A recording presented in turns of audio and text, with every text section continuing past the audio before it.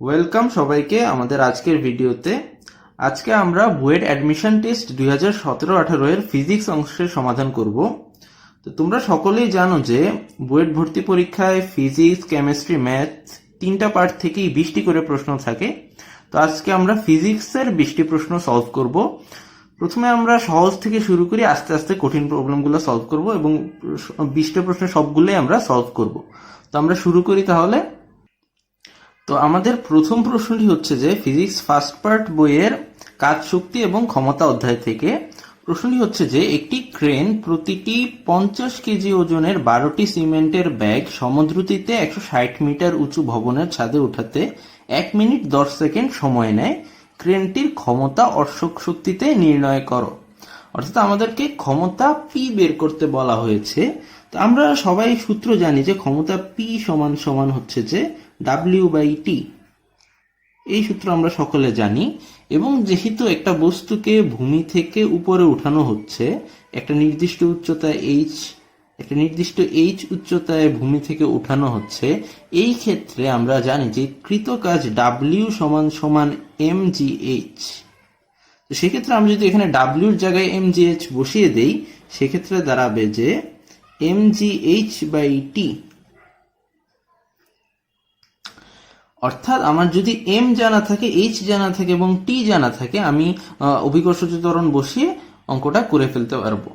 এখন প্রশ্নে আমাকে সবগুলো ইনফরমেশনই দেওয়া আছে যে এই যে 50 কেজি ওজনের 12টি সিমেন্টের ব্যাগ তুলতে বলা হয়েছে, তাহলে সেই ক্ষেত্রে আমার m এর মান হবে যে 50 × 12। কারণ হচ্ছে যে প্রতিটা ব্যাগের যেহেতু 50 কেজি করে, তাহলে 12টি ব্যাগের ভর হবে যে 50 × 12। এরপরে জি অর্থাৎ অভিকর্ষজ ত্বরণ আমরা জানি 9.8 এবং এইচ হচ্ছে উচ্চতা, সেটাও দেওয়া আছে আমার প্রশ্নে, সেটা হচ্ছে যে 160 মিটার উঁচু ভবনের ছাদে। তো সেই ক্ষেত্রে এইচ এর মান হবে আমার 160 এবং টি এর মানও দেওয়া আছে আমাকে যে 1 মিনিট 10 সেকেন্ড সময় নেয়, অর্থাৎ 70 সেকেন্ড আমরা যদি লিখি। তো সেই ক্ষেত্রে আমরা যদি বের করি, ক্যালকুলেট করলে অ্যান্সার আসবে যে 13,440।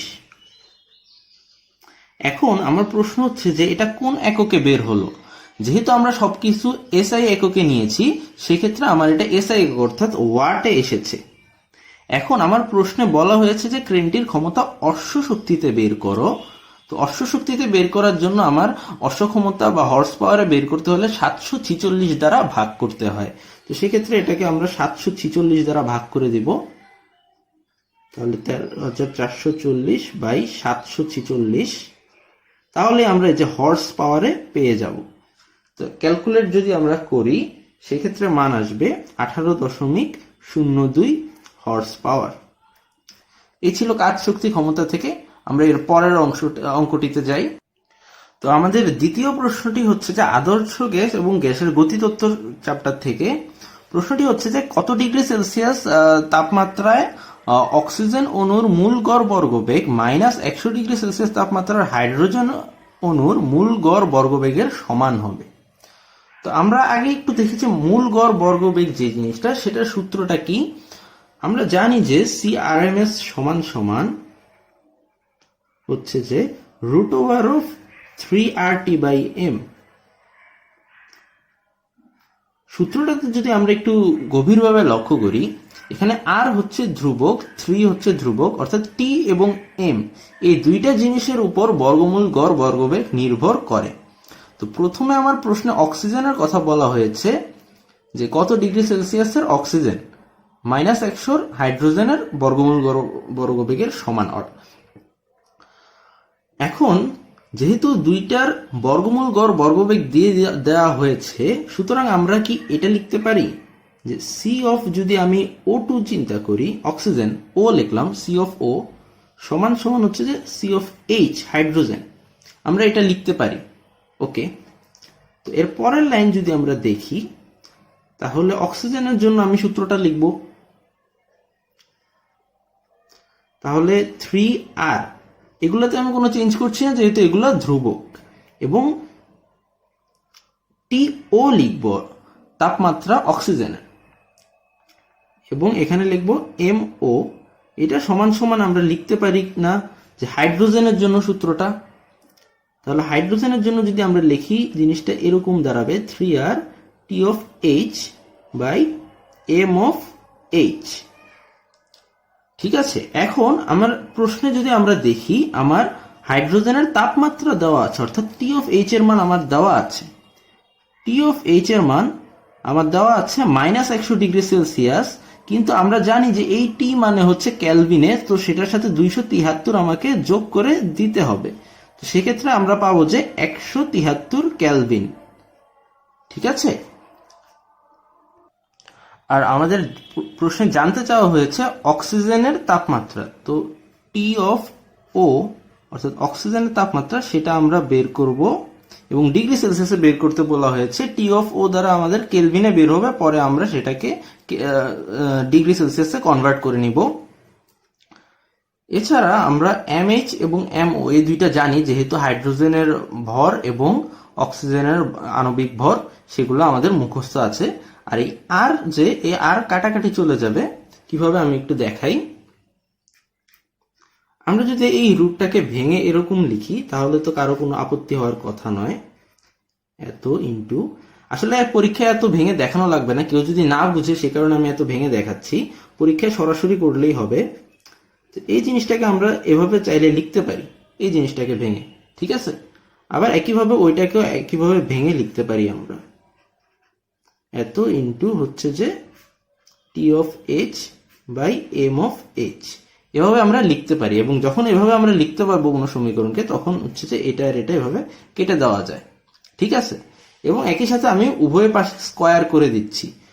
যেহেতু আমি উভয় পাশে স্কোয়ার করে দিচ্ছি, আমার জিনিসটা দাঁড়াচ্ছে এমন T naught by M naught সমান সমান হচ্ছে যে T H by M H. তাহলে আমার যেহেতু টিও বের করতে হবে, সেক্ষেত্রে আমি লিখব যে টিও সমান সমান TH by MH into M of O. তো সেখানে আমরা যদি মান বসিয়ে দেই, টি অফ এইচ এর মান হবে যে 173 কেলভিন। এম অফ এইচ, এখন হাইড্রোজেন গ্যাসের আণবিক ভর আমাকে বসাতে। আমি আবারও সবাইকে প্রশ্ন একটু লক্ষ্য করার জন্য বলবো যে হাইড্রোজেন অণুর জন্য বের করছি আমরা, সেহেতু আমাকে এখানে 2 বসাতে হবে। হাইড্রোজেনের পারমাণবিক ভর বসালে হবে না, আণবিক ভর বসাতে হবে, কারণ আমরা হাইড্রোজেন অণুর জন্য বের করছি এবং অক্সিজেন অণুর জন্য বের করছি। সো একইভাবে অক্সিজেনের জন্য আণবিক ভর অর্থাৎ 32 বসাতে হবে। এখানে যদি আমরা 16 বসাই পারমাণবিক ভর, সেক্ষেত্রে হয়তো অঙ্ক হয়ে যাবে, কিন্তু পরীক্ষায় নাম্বার কেটে রাখবে, কারণ এখানে হচ্ছে যে অণুর জন্য আমরা বের করি। ঠিক আছে, তো এখন যদি আমরা ক্যালকুলেশন করি তাহলে আমাদের মান আসবে 2768 এত, কিন্তু এটা আমাদের কেলভিন এককে বের হয়েছে। আমার প্রশ্নে বলা আছে যে কত ডিগ্রি সেলসিয়াস, সুতরাং আমার এই জিনিসটাকে ডিগ্রি সেলসিয়াসে নিয়ে যেতে হবে। সেই ক্ষেত্রে আমার এখান থেকে 273 বিয়োগ করে দিতে হবে। তো 273 যদি আমরা বিয়োগ করে দিই তাহলে আমার অ্যান্সার আসবে যে 2495 ডিগ্রি সেলসিয়াস। তো এই ছিল অঙ্কটি, আশা করি তোমরা বুঝতে পেরেছো। তো আমরা পরবর্তী অঙ্কে যাচ্ছি। আমাদের তৃতীয় প্রশ্নটিও হচ্ছে যে আদর্শ গ্যাস এবং গ্যাসের গতিতত্ত্ব চ্যাপ্টার থেকে আপেক্ষিক আর্দ্রতা নিয়ে। প্রশ্নটি হচ্ছে যে কোন স্থানে বায়ুর তাপমাত্রা 26 ডিগ্রি সেলসিয়াস আছে এবং সেখানে আপেক্ষিক আর্দ্রতা আছে 70%। এখন সেই তাপমাত্রাটা কমে 18 ডিগ্রি হয়ে গিয়েছে। তো সেই ক্ষেত্রে কত অংশ জলীয় বাষ্প আমার ঘনীভূত হয়ে যাবে, এবং প্রশ্নে 26 ডিগ্রি সেলসিয়াস এবং 18 ডিগ্রি সেলসিয়াস উভয় তাপমাত্রার হচ্ছে যে সম্পৃক্ত জলীয় বাষ্প চাপের মান দেওয়া আছে। তো এখানে আমাদের প্রথমে যে জিনিসটা বুঝতে হবে যে কখন হচ্ছে যে জলীয় বাষ্প ঘনীভূত হয়। তো আমি কিছু কাল্পনিক মান দিয়ে একটু দেখাই জিনিসটা। ধরো যে কোন স্থানে হচ্ছে যে এ পরিমাণ জলীয় বাষ্প ধারণ করতে পারে। এখন সেখানে বি পরিমাণ জলীয় বাষ্প আছে, যেখানে বি এর মান এর চেয়ে ছোট। তো সেক্ষেত্রে সমস্যা নেই, যে একটা নির্দিষ্ট আপেক্ষিক আর্দ্রতা থাকবে। ওকে, এখন সেখানে যখন তাপমাত্রা হ্রাস পায়, যে 26 থেকে যে 18 হলো, তখন এই যে এর মান অর্থাৎ জলীয় বাষ্পের যে ধারণ ক্ষমতা, সেই ধারণ ক্ষমতাটা হ্রাস পায়। তো এই এ তখন সি হয়ে গেল, এবং দেখা গেল যে এই সি এর মান এখন বি এর চেয়ে কম। অর্থাৎ কোন স্থানে এখন তাপমাত্রা কমে যাওয়ার ফলে তার ধারণ ক্ষমতা কমে গিয়েছে, কিন্তু উপস্থিত জলীয় বাষ্প তো একই ছিল। তো অতিরিক্ত জলীয় বাষ্প কি হবে? তখন এই অতিরিক্ত জলীয় বাষ্প আমার ঘনীভূত হয়। তো আমার প্রশ্নটা অঙ্কটা ঠিক সেই রকম। এই এ হচ্ছে যে 26 ডিগ্রি সেলসিয়াসে আমার যে ধারণ ক্ষমতা জলীয় বাষ্পের। তো আমরা অঙ্কটা শুরু করি। তবে তোমাদের একটা জিনিস নিয়ে খটকা লাগতে পারে যে এখানে তো চাপ দেওয়া আছে সবকিছুতে, আমার তো ভরটা জানলে ভালো হতো। ঠিক আছে, আমরা চাপ দিয়ে করে দেখাচ্ছি এবং বুঝাচ্ছি যে চাপের সাথে ভরের সম্পর্কটা কিরকম। তো আমরা প্রথমে শুরু করি। আমরা 26 ডিগ্রি সেলসিয়াস তাপমাত্রায় জানি যে 70% দেওয়া আছে আপেক্ষিক আর্দ্রতা। তো আমরা একটি সূত্র জানি আপেক্ষিক আর্দ্রতার, যেখানে আর সমান সমান হচ্ছে যে small F by capital F into 100%। এই সূত্রে আর হচ্ছে যে আমাদের আপেক্ষিক আর্দ্রতা এবং এফ হচ্ছে যে ওই দিনের তাপমাত্রা, অর্থাৎ 26 ডিগ্রি সেলসিয়াসে উপস্থিত জলীয় বাষ্পের চাপ, এবং ক্যাপিটাল এফ হচ্ছে যে 26 ডিগ্রি সেলসিয়াস তাপমাত্রায় সম্পৃক্ত জলীয় বাষ্পের চাপ। এখানে উপস্থিত জলীয় বাষ্পের চাপ আর সম্পৃক্ত জলীয় বাষ্পের চাপের মধ্যে পার্থক্য কি? সম্পৃক্ত জলীয় বাষ্প চাপ মানে হচ্ছে আসলে 26 ডিগ্রিতে কতটুকু সে ধারণ করতে পারে সেই পরিমাণ জলীয় বাষ্পের চাপ, অর্থাৎ একদম আমার ধারণ ক্ষমতা ফিল আপ হয়ে গিয়েছে। আর স্মল এফ হচ্ছে যে ধারণ কতটুকু আছে, বর্তমানে 70% আছে আমরা জানি। তো এটাই কত আমরা বের করব, চাপটা কত। তো আমরা যদি এখানে আর এর মান বসাই, আর এর মান হচ্ছে আমার 70%, মানে 0.7 হবে মান, অর্থাৎ 70 হবে, যেহেতু আমরা ইন্টু 100% দিয়েছি। এখানে small F by F into 100। ঠিক আছে, এখন আমরা প্রশ্নে দেখতে পাচ্ছি যে 26 ডিগ্রিতে আমার সম্পৃক্ত জলীয় বাষ্পের চাপ দেওয়া আছে 25.21। সেটা যদি আমরা বসিয়ে দেই, এখানে হবে যে 25.21, উপরে স্মল এফ থাকবে, এখানে 70 থাকবে এবং এখানে ইন্টু 100 থাকবে। তো এখান থেকে আমরা স্মল এফ এর যে মান পাবো সেটা হবে যে ক্যালকুলেট করলে দাঁড়ায় 17.647, এবং আমরা একক ব্যবহার করছি মিলিমিটার মার্কারিতে, প্রশ্নে দেওয়া আছে, তো মিলিমিটার মার্কারি। এখন আমরা এই যে এফ স্মল এফ পেলাম, এটা কি জিনিস? এটা হচ্ছে যে উপস্থিত জলীয় বাষ্পের চাপ কত তাপমাত্রায়? 26 ডিগ্রিতে, অর্থাৎ এটা ঠিক সেই বি এর মতো আমাদের। আচ্ছা, এখন আমাদের হচ্ছে যে তাপমাত্রা হ্রাস পেয়েছে, অর্থাৎ এ থেকে আমরা সিতে পৌঁছিয়েছি, এরকম একটা ঘটনা যে আমরা 26 ডিগ্রি থেকে তাপমাত্রা 18 ডিগ্রিতে চলে এলো, কিন্তু আমার উপস্থিত জলীয় বাষ্প তো একই থাকার কথা, ঠিক না? তাহলে আমার উপস্থিত জলীয় বাষ্পের চাপও এইটাই থাকার কথা। কিন্তু আমরা যে 18 ডিগ্রিতে চলে এলাম, এখন আমার সম্পৃক্ত জলীয় বাষ্পের চাপ হচ্ছে যে 15.48। এটা প্রশ্নে দেওয়া আছে যে 18 ডিগ্রিতে যেই পরিমাণ জলীয় বাষ্প আমার সম্পৃক্ত হতে লাগবে সেই পরিমাণ জলীয় বাষ্পের চাপ হচ্ছে 15.48। কিন্তু আমার 26 ডিগ্রিতে যে উপস্থিত জলীয় বাষ্প ছিল তাদের চাপ তো আরো বেশি। তার মানে উপস্থিত জলীয় বাষ্প আমার 18 ডিগ্রিতে সম্পৃক্ত জলীয় বাষ্পের পরিমাণের চেয়েও বেশি আছে, এই কারণেই তো বেশি চাপ দিচ্ছে। এটাই হচ্ছে যে ভরের সাথে ওই চাপের যে সম্পর্ক, যে আমাদের চাপ, ভর যত বেশি হবে চাপ তত বেশি, বাষ্পের চাপ। তো যেহেতু আমরা দেখছি যে সম্পৃক্ত অবস্থায় যেই পরিমাণ বাষ্পচাপ আমার থাকে 18 ডিগ্রি সেলসিয়াসে, 26 ডিগ্রিতে আমার উপস্থিত জলীয় বাষ্পের চাপ তার থেকে অনেক বেশি, তাহলে 18 ডিগ্রিতে আমার সেম পরিমাণ মানে উপস্থিত যে জলীয় বাষ্প সবটা থাকবে না, কারণ সেটা কি আমার সম্পৃক্ত অবস্থাকে অতিক্রম করে চলে যাচ্ছে। তাহলে কি আমার কিছু পরিমাণ জলীয় বাষ্প ঘনীভূত হয়ে যাবে। তাহলে কি পরিমাণ জলীয় বাষ্প ঘনীভূত হবে, মানে কত শতাংশ, সেটা আমি এই চাপ থেকে বের করতে পারবো যদি এদেরকে আমি বিয়োগ করি। তো আমি যদি বিয়োগ করি তাহলে জিনিসটা এরকম কিছু একটা দাঁড়াবে, এত মাইনাস 15.48। এখন বিয়োগফল তো একটা চাপ আসবে, আমার তো শতাংশ আসবে না, বা মানে ভর তো আসছে না। কিন্তু আমি যদি চাপের অনুপাত আনি তাহলে চাপের অনুপাত আর ভরের অনুপাত সেম হবে। আমাকে সেটাই জানতে চাওয়া হয়েছে যে কত শতাংশ ঘনীভূত হয়। যদি আমার বলতো যে কত পরিমাণ ঘনীভূত হয়, মানে ভর জানতে চাইতো, তাহলে আমি বের করতে পারতাম না এভাবে চাপ দিয়ে। কিন্তু যেহেতু আমার কত শতাংশ বের করতে বলা হয়েছে, চাপের অনুপাত আর ভরের অনুপাত একই হবে, সেই কারণে আমরা চাপ দিয়ে অঙ্কটা করতে পারছি।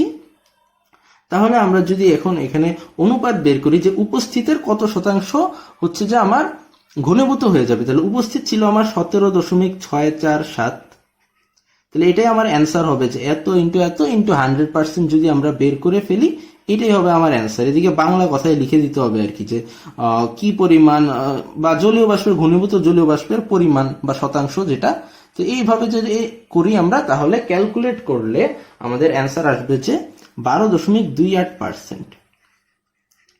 আমি জিনিসটা আর একটা বার ক্লিয়ার করি। প্রথমে ঘটনাটা কি ছিল যে 26 ডিগ্রি সেলসিয়াসে আছে এবং 70% আর্দ্রতা আছে। তার মানে আমার একটা নির্দিষ্ট ধারণ ক্ষমতা আছে এবং ধারণ ক্ষমতার 70% পরিমাণ হচ্ছে যে জলীয় বাষ্প আছে। তো আমরা সেখানে ধারণ ক্ষমতার তো জানি আমরা 25.21 যে সম্পৃক্ত জলীয় বাষ্পের চাপ, আর উপস্থিত জলীয় বাষ্পের চাপ আমরা বের করে ফেললাম। এরপর আমরা যখন 18 ডিগ্রিতে গেলাম, আমার ধারণ ক্ষমতা 25 থেকে কমে 15তে চলে আসলো, যেটা আমার উপস্থিতির চেয়ে কম। তার মানে যে পরিমাণ উপস্থিত আছে জলীয় বাষ্প তার চেয়ে কম হচ্ছে ধারণ ক্ষমতা। তাহলে আমার কিছু পরিমাণ হচ্ছে যে ঘনীভূত হয়ে যাবে। তো কি পরিমাণ ঘনীভূত হবে এটার অনুপাতটা বের করে আমরা শতাংশ করে নিলাম। তাহলে এটাই আমাদের হচ্ছে যে উত্তর। তো এবার আমরা পরবর্তী অঙ্কে যাচ্ছি। আমাদের 4 নম্বর প্রশ্নটি নিউটনিয়ান বলবিদ্যা অধ্যায় থেকে, খুবই সহজ একটি প্রশ্ন।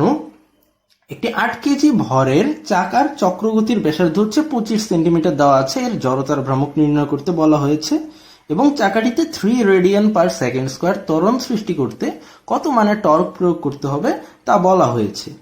খুবই সহজ অঙ্ক, কারণ আমাদের যেহেতু জড়তার ভ্রামক বলা হয়েছে এবং ভর এবং চক্রগতির ব্যাসার্ধ দুটিই দেওয়া আছে, আমরা সূত্র জানি I = mk স্কোয়ার,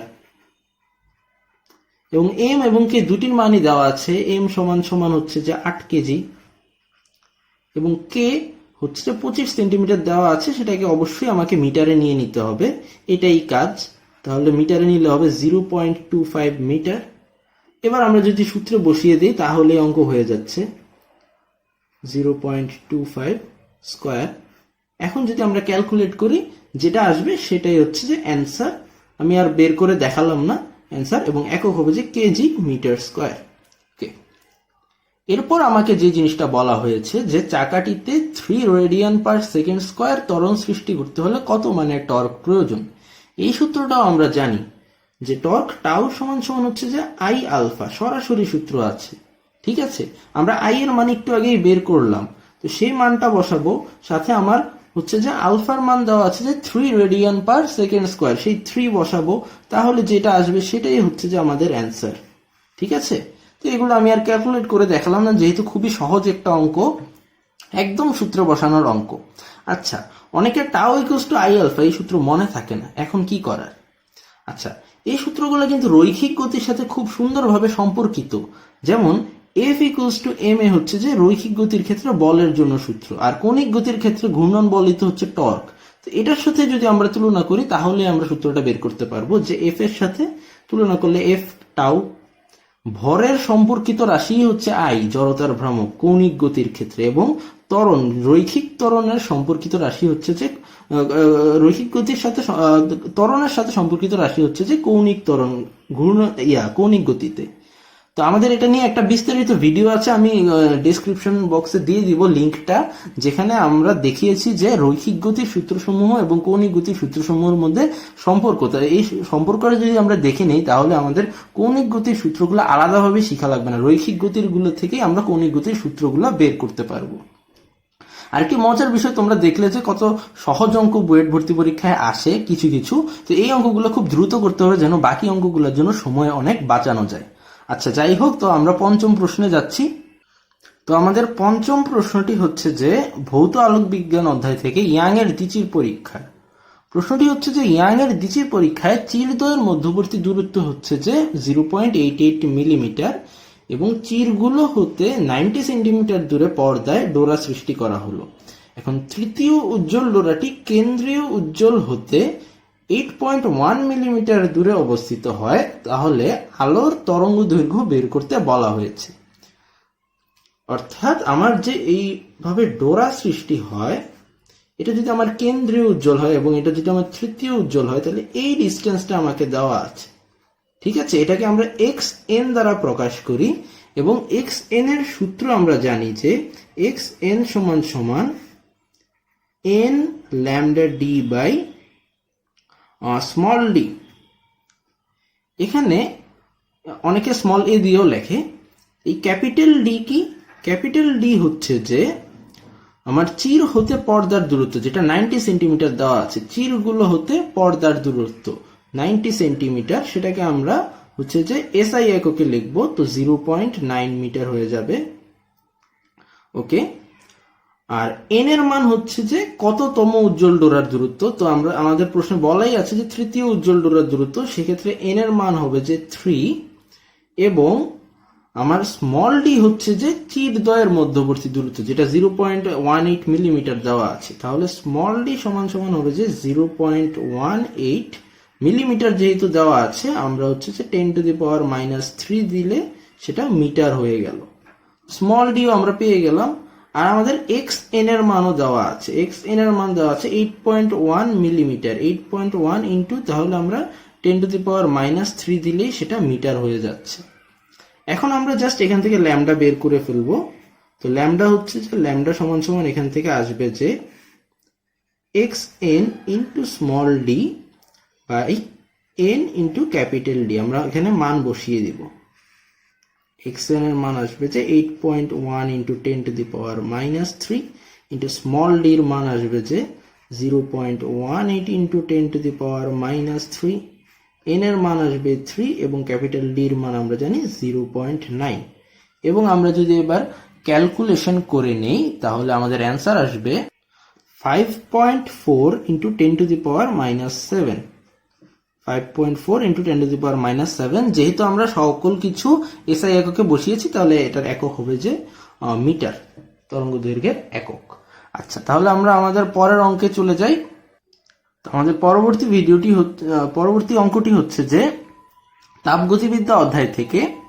তো প্রশ্নটি হচ্ছে যে এন্ট্রপি বলতে কি বুঝো, এবং 100 ডিগ্রি সেলসিয়াস তাপমাত্রার 4 কেজি পানিকে 100 ডিগ্রি সেলসিয়াস তাপমাত্রার বাষ্পে পরিণত করা হলো, তাহলে এন্ট্রপির পরিবর্তন কত? তো এন্ট্রপি বলতে কি বুঝো সেটা হচ্ছে যে তোমরা বই থেকে শিখে নিবে, এটা থিওরি প্রশ্ন। আমরা অঙ্কটা নিয়ে কথা বলি। তো তোমরা এন্ট্রপি অধ্যায়ে দেখেছো যে এন্ট্রপির অঙ্কগুলোতে 3-4টা স্টেপেও দেওয়া থাকে এন্ট্রপির বৃদ্ধি বা পরিবর্তন এগুলো বের করতে। এখানে খুব সহজ দেওয়া হয়েছে, 100 ডিগ্রির পানি থেকে 100 ডিগ্রির বাষ্পেই দেওয়া হয়েছে, শুধু একটা স্টেপ, এবং এটা একটা সুপ্ত তাপের স্টেপের মধ্যে পড়ে। তো আমরা সূত্রটা জানি, সূত্রটা হচ্ছে যে সুপ্ত তাপের স্টেপে অর্থাৎ তাপমাত্রা যদি স্থির থাকে সেই ক্ষেত্রে এন্ট্রপির পরিবর্তন ডিএস সমান সমান হবে যে ডি কিউ বাই টি। এখানে টি হচ্ছে যে কেলভিন তাপমাত্রা। ওকে, এখন ডি কিউর সূত্রটা আমার এম এল ভি হবে, কারণ হচ্ছে যে এটা সুপ্ত তাপের স্টেপে পড়ে এবং পানি থেকে বাষ্প হচ্ছে, অর্থাৎ বাষ্পীকরণের জন্য যে সুপ্ত তাপ এল ভি সেটা হবে, এবং নিচে হবে টি। তো আমার ভর দেওয়া আছে 4 কেজি, সেক্ষেত্রে আমরা 4 বসিয়ে দিব, তবে এল ভির মান দেওয়া নেই। তো এসব ক্ষেত্রে এল ভির মান দেওয়া না থাকলে মুখস্থ বসাতে হবে। অনেকে অনেকভাবে মুখস্থ করে, তো 22,60,000 আমি এভাবে মুখস্থ করতে পছন্দ করি। তো 22,60,000 বসালে, এবং টি তাপমাত্রা হচ্ছে যে 100 ডিগ্রি সেলসিয়াস, সেটা 373 কেলভিন হবে যদি আমরা কেলভিন স্কেলে নিয়ে যাই। এবার আমরা যদি ক্যালকুলেট করি তাহলে আমাদের মান চলে আসবে যে 24,235 পয়েন্ট সামথিং, 235 দশমিক হবে যে 924 এত জুল পার কেলভিন। এটাও একটি সহজ একটি অঙ্ক, যেহেতু একটি স্টেপ দেওয়া হয়েছে প্রশ্নে। যদি একাধিক স্টেপ দিত তাহলে আরেকটু ডিফিকাল্ট হতো, তাও সমস্যা নেই, বইয়ে আছে, তোমরা প্র্যাকটিস করলেই পারবে। তো আমরা পরবর্তী অঙ্কে চলে যাচ্ছি। আমাদের 7 নম্বর প্রশ্নটি স্থির তড়িৎ অধ্যায় থেকে। তো প্রশ্নটি হচ্ছে যে একটি সমান্তরাল পাত ধারকের প্রতিটি পাতের ক্ষেত্রফল দেওয়া আছে 200 সেন্টিমিটার স্কোয়ার, এবং বায়ুতে পাতদ্বয়ের মধ্যবর্তী দূরত্ব দেওয়া আছে। তো ধারকত্ব নির্ণয় করতে বলা হয়েছে, আর যদি ধারকটি 500 ভোল্ট বৈদ্যুতিক উৎসের সাথে সংযোগ করা হয় তবে ধারকে সঞ্চিত শক্তি নির্ণয় করতে বলা হয়েছে। তো প্রথম কথা হচ্ছে যে ধারকত্ব যেটা বের করতে বলা হয়েছে, 1 নাম্বার, আমরা সূত্র জানি যে সমান্তরাল পাত ধারকের ক্ষেত্রে ধারকত্ব সি সমান সমান হবে যে epsilon naught A by D. এখন আমাদের সবগুলো মানই দেওয়া আছে প্রশ্নে, তবে আমাদের ক্ষেত্রফল, পাতগুলোর ক্ষেত্রফল সেন্টিমিটার স্কোয়ারে দেওয়া আছে, তাকে এসআই এককে অর্থাৎ মিটার স্কোয়ারে নিয়ে নিতে হবে। তো আমরা এ ইকুয়াল টু যদি আমরা 200 সেন্টিমিটার স্কোয়ার যেহেতু দেওয়া আছে, মিটার স্কোয়ারে নেওয়ার জন্য আমরা জানি যে সেন্টিমিটার থেকে মিটারে গেলে 100 দ্বারা ভাগ করতে হয়। তাহলে সেন্টিমিটার স্কোয়ার থেকে মিটার স্কোয়ারে যেতে হলে 100 স্কোয়ার দ্বারা ভাগ করতে হবে, অর্থাৎ 10⁻⁻4 দ্বারা গুণ করতে হবে। তাহলে জিনিসটা দাঁড়াবে এমন, 200 × 10⁻⁻4 মিটার স্কোয়ার। ইপসাইলন নটের মান আমরা মুখস্থ জানি, এবং ডি এর মানও এখানে সেন্টিমিটারে দেওয়া আছে, আমরা মিটারে নিয়ে যাব। তাহলে ডি সমান সমান হচ্ছে যে 0.4 × 10⁻²। এবার যেহেতু আমরা সেন্টিমিটার থেকে মিটারে গিয়েছি, তাই 10⁻² আমরা ব্যবহার করলাম। এবার আমরা যদি শুধু মানগুলো বসিয়ে দিই তাহলেই উত্তর বেরিয়ে যাবে, কারণ কোনো কমপ্লেক্স কিছু দেওয়া নাই, একদম সব মান দেওয়া আছে, জাস্ট সূত্রে বসালে আমাদের অঙ্কটা হয়ে যাচ্ছে। 10⁻12 এটা আমরা মুখস্থ বসিয়েছি, এবং এর মান এখানে আমরা মিটার স্কোয়ারে নিয়েছি, এবং এখানে ডির মান বসাচ্ছি। তো এরপর যদি আমরা ক্যালকুলেট করি তাহলে আমরা আমাদের উত্তর পেয়ে যাব 4.43 × 10⁻11। এত ফেরাডে হবে একক। একদম সহজ অঙ্ক ছিল। 2 নম্বরটাও একই হবে, খুব সহজ অঙ্ক। যেহেতু আমরা সি জানি এবং আমাদের ভি বলা আছে, অর্থাৎ বৈদ্যুতিক উৎসের, যে বৈদ্যুতিক উৎসের সাথে সংযোগ করা হয়েছে, তাহলে আমরা জানি যে একটা ব্যাটারি যদি এরকম হয় এবং তার সাথে এভাবে যদি আমার ক্যাপাসিটর বা ধারক যদি এভাবে লাগানো থাকে, তো সেক্ষেত্রে এই ধারকটাতে, এই ব্যাটারিতে যেই ভোল্টেজ আমরা দিয়েছিলাম সেই বিভবই এই ধারকের দুই প্রান্তে সেই বিভবটাই সঞ্চিত হয়। সেক্ষেত্রে সঞ্চিত শক্তির পরিমাণ আমরা যদি সূত্র বসাই তাহলে হয়ে যাবে, যেহেতু আমরা ধারকত্ব সি জানি এবং ভির মান দেওয়া আছে, আমরা জানি যে ইউ সমান সমান ½ CV²। তো এখন আমরা যদি এই মানগুলো বসিয়ে দিই, ½ × এই যে ক্যাপাসিটরের সি এর মান যদি আমরা এখানে বসাই এবং ওই 500 যদি বসাই এবং ক্যালকুলেটরে যদি ক্যালকুলেট করি, তাহলে আমরা আমাদের মান পেয়ে যাব। আমি আর এটা বের করে দেখাচ্ছি না, এটা তোমাদের পারার কথা। তো খুবই সহজ একটা অঙ্ক ছিল। তো আমরা এবার পরবর্তী অঙ্কে চলে যাই। আমাদের 8 নং অঙ্কটি হচ্ছে যে চলতরিৎ অধ্যায় থেকে। প্রশ্নটা হচ্ছে যে একটি 1.5 কিলোওয়াট ইলেকট্রিক কেটলিতে 2 লিটার পানি নিয়ে গরম করলে তা 6 মিনিট 20 সেকেন্ড পর ফুটতে শুরু করে। প্রথমে কেটলিতে পানির তাপমাত্রা কত ছিল সেটা বের করতে বলা হয়েছে, এবং কেটলিতে পানি ফোটাতে কত ইউনিট বিদ্যুৎ খরচ হয়েছে সেটাও বের করতে বলা হয়েছে। ওকে, তাহলে আমরা প্রথমে করি যে পানির তাপমাত্রা কেটলিতে কত ছিল, এটা কিভাবে বের করতে হবে। এই ধরনের অঙ্ক আমরা চলতরিৎ চ্যাপ্টারে করেছি, যে গৃহীত তাপ সমান সমান বর্জিত তাপ, এই থিওরিটা অ্যাপ্লাই করেই করতে হবে। তো পানি কি পরিমাণ তাপ গ্রহণ করেছে সেটা আমরা ms del θ দ্বারা বের করতে পারি, ms del θ। এবং কেটলি কি পরিমাণ তাপমাত্রা, কি পরিমাণ তাপ দিয়েছে সেটা আমরা বিভিন্নভাবে বের করতে পারি, VIT, PT, I²RT এভাবে। যেহেতু এই অঙ্কে আমাদের P দেওয়া আছে এবং সময় দেওয়া আছে, সেক্ষেত্রে আমরা PT দ্বারা বের করব। তাহলে ms del θ সমান সমান PT লিখতে পারবো, কারণ আমরা জানি যে মোট গৃহীত তাপ সমান মোট বর্জিত তাপ, কারণ তাপ ক্ষয় এখানে নগণ্য ধরা হয়েছে, তাই কোনো ক্ষয় হয়নি। তো এখানে m এর মান কি হবে, m সমান সমান আমরা 2 কেজি লিখবো। এখানে অনেকেরই খটকা লাগতে পারে যে এখানে 2 লিটার পানি বলা আছে, তাহলে 2 কেজি কেন লিখছি। পানির ক্ষেত্রে 1 লিটার পানির ভরই হচ্ছে যে 1 কেজি, সেক্ষেত্রে 2 লিটার 2 কেজি লেখা যায়। অন্য কোনো তরল হলে লেখা যেত না, তখন ঘনত্ব দিয়ে কাজ করা লাগতো, রো ভি সূত্র দ্বারা কাজ করতে হতো। যেহেতু এখানে পানির ব্যবহার করা হয়েছে, সেক্ষেত্রে লিটারে যত সেটাই কেজিতে ব্যবহার করা যাবে। ওকে, আর এখানে যে আছে এস এর মানও আমরা জানি পানির জন্য 4200, এটাও মুখস্থ জিনিস। ডেল থিটাটা আমরা যদি জানতে পারি তাহলে আমাদের মোটামুটি কাজ হয়ে যাবে। তো পি এর মানও আমরা জানি 1.5 কিলোওয়াট, মানে আমরা 1500 বসাবো, ওয়াটে বসাতে হবে। এবং টির মান আমরা সেকেন্ডে বের করে নিব। তো আমরা যদি টির মান সেকেন্ডে বের করে নেই তাহলে আসে 380 সেকেন্ড। তো এখানে যদি আমরা বসাই তাহলে এখান থেকে আমরা ডেল থিটা পেয়ে যাব। তাহলে ডেল থিটা সমান সমান হবে যে আমাদের পিটি বাই ms, এবং আমরা মানগুলো বসিয়ে দিব, এবং মানগুলো যদি আমরা বসিয়ে দিই সেক্ষেত্রে আমরা ডেল থিটার মান পেয়ে যাব 67.86 এত কেলভিন। ওকে, এটা ডিগ্রি সেলসিয়াস হলো অসুবিধা নেই, কারণ এটা হচ্ছে পরিবর্তন। কেলভিন স্কেলে তাপমাত্রা পরিবর্তন আর ডিগ্রি সেলসিয়াস স্কেলে তাপমাত্রা পরিবর্তন সেম আমরা জানি। আচ্ছা, যাই হোক, এটা তো আমরা তাপমাত্রার পরিবর্তন জানলাম, কিন্তু আমাকে জানতে চাওয়া হচ্ছে যে প্রথমে কেতলিতে পানির তাপমাত্রা কত ছিল। এখন আমরা কিভাবে কত ছিল সেটা বের করবো, আমরা তো পরিবর্তনটা জানি। এই যে এখানে বলা হয়েছে যে পানি ফুটতে শুরু করে, পানি কত ডিগ্রি সেলসিয়াস তাপমাত্রায় ফুটতে শুরু করে সেটা আমরা জানি, সেটা হচ্ছে 100 ডিগ্রি সেলসিয়াস। তো সেই ক্ষেত্রে আমাদের যেহেতু পরবর্তী তাপমাত্রা যে ফুটতে শুরু করে সেটা হবে যে 100 ডিগ্রি সেলসিয়াস, আর আমরা জানি যে তাপমাত্রার পরিবর্তন হচ্ছে এত কেলভিন বা এত ডিগ্রি সেলসিয়াস, যেহেতু কেলভিন স্কেলের পরিবর্তন আর ডিগ্রি স্কেলের পরিবর্তন সেম, সুতরাং আমরা আদি তাপমাত্রা থিটা সমান সমান এইভাবে লিখতে পারি যে 100 মাইনাস 67.86। তাহলে আমরা আদি তাপমাত্রা পেয়ে যাব 32.14 ডিগ্রি সেলসিয়াস। এই হচ্ছে আমাদের প্রথমে কেতলির তাপমাত্রা। এরপর আমাদের জানতে চাওয়া হচ্ছে যে পানি ফোটাতে কত ইউনিট বিদ্যুৎ খরচ হয়েছে, অর্থাৎ কি পরিমাণ শক্তি খরচ হয়েছে সেটা বের করলেই হবে। এবং এই জিনিসটা আমরা একটু আগেই বের করেছি, যেটা হচ্ছে পিটি।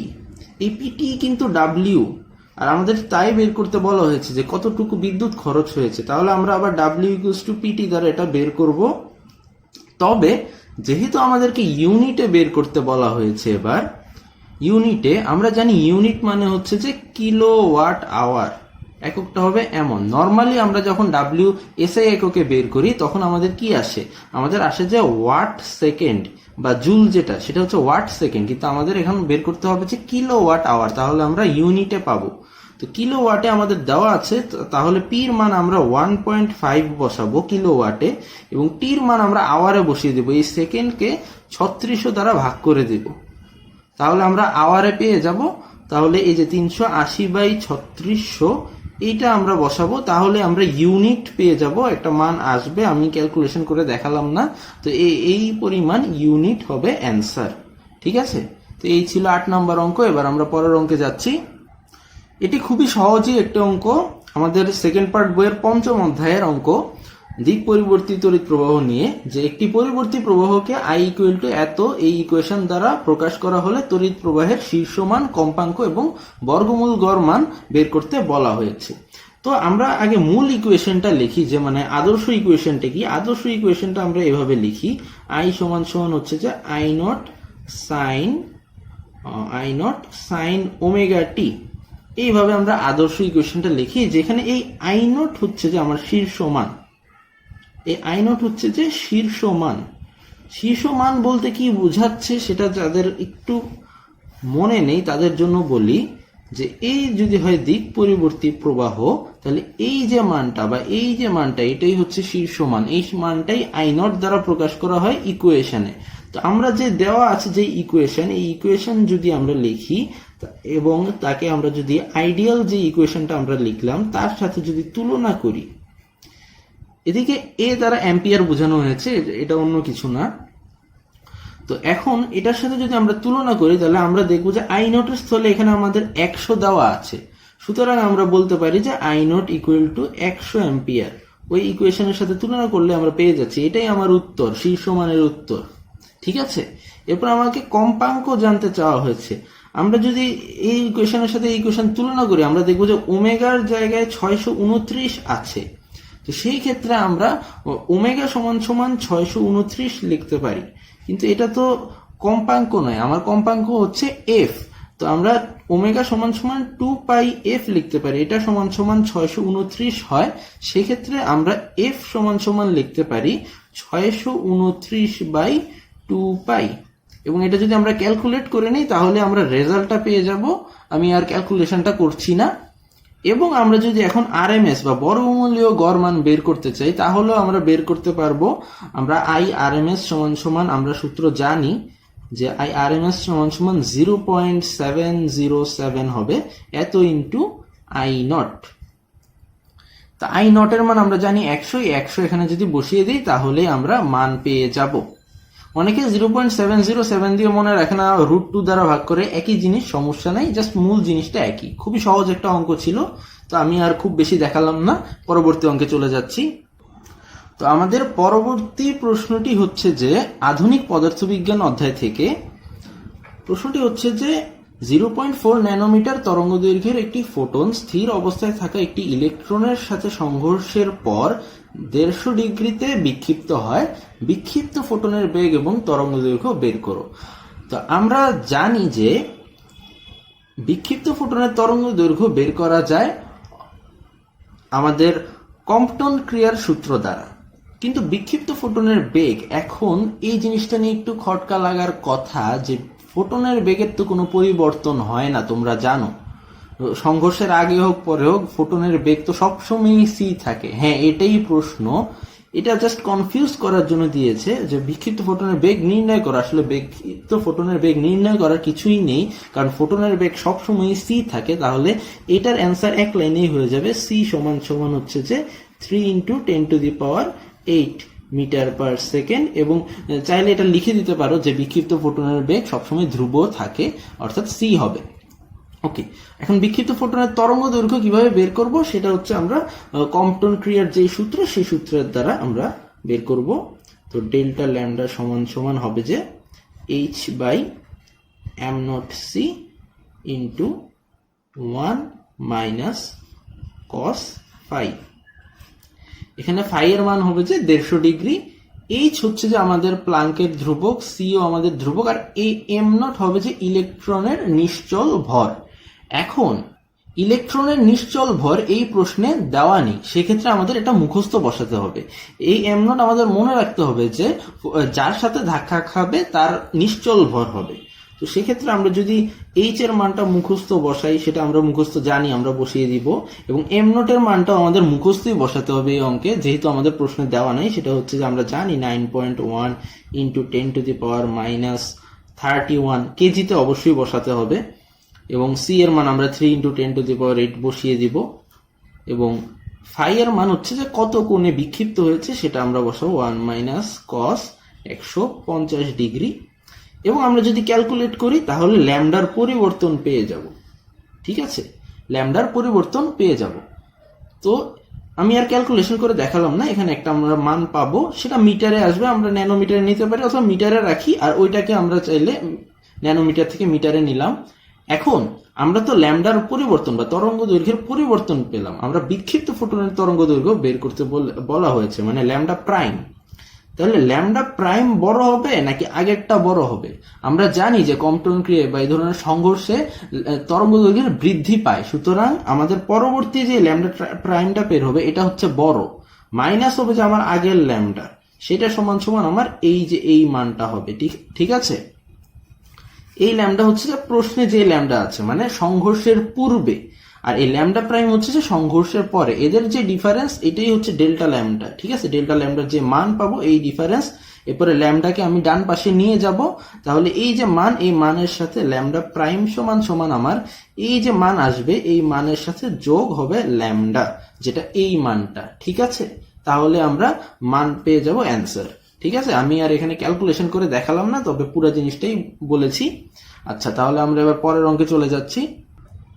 তো আমাদের 11 নম্বর প্রশ্নটিও আধুনিক পদার্থবিজ্ঞান অধ্যায় থেকে। প্রশ্নে বলা হয়েছে যে একটি ইলেকট্রন যার নিশ্চল ভর, এবার এই প্রশ্নে দেওয়া আছে, বলা হয়েছে যে আলোর দ্রুতির 90% দ্রুতিতে চলছে একটি ইলেকট্রন, তার আইনস্টাইনীয় তত্ত্ব অনুসারে গতিশক্তি বের করতে বলা হয়েছে। তো আমরা জানি যে আইনস্টাইনীয় তত্ত্ব অনুসারে গতিশক্তির সূত্র কি? সূত্র হচ্ছে যে কে সমান সমান হবে যে m - m0 × c²। এটাই হবে যে আইনস্টাইনীয় তত্ত্ব অনুসারে আমার সমীকরণ। তো এখানে আমরা যদি মান বসাই তাহলে আমরা পেয়ে যাব। এখন আমরা আগে দেখি যে আমাদের প্রশ্নে কি দেওয়া আছে। আমাদের প্রশ্নে ইলেকট্রনের নিশ্চল ভর দেওয়া আছে, যেহেতু তার মানে আমাদের m0 এর মান দেওয়া আছে, সেটা হচ্ছে যে 9.1 × 10⁻31। ওকে, এত কেজি। এখন আর আমাদের সি আমাদের মুখস্থ জানা আছে যে সি সমান সমান হচ্ছে যে 3 × 10⁸। ওকে, কিন্তু এই যে এম হচ্ছে যে গতিশীল অবস্থায় ভর, এই এম এর মান আমাদের জানা নেই, তাহলে আমাদেরকে প্রথমে এই এম বের করে নিতে হবে। এবং আমরা জানি যে এই এম বের করার সূত্র এম সমান সমান হচ্ছে যে m naught by root over of 1 minus v square by c square. এই হচ্ছে যে আমাদের এম বের করার সূত্র, এবং এম নটের মান আমাদের জানা আছে। এই ভি, এখন এই ভিও আমাদের দেওয়া আছে যে আলোর দ্রুতি 90% দ্রুতিতে চলে, সেক্ষেত্রে আমাদের ভি সমান সমান হবে যে 0.9 সি। এটা যেহেতু আলোর দ্রুতির 90%, তাহলে 0.9 ইন্টু সি।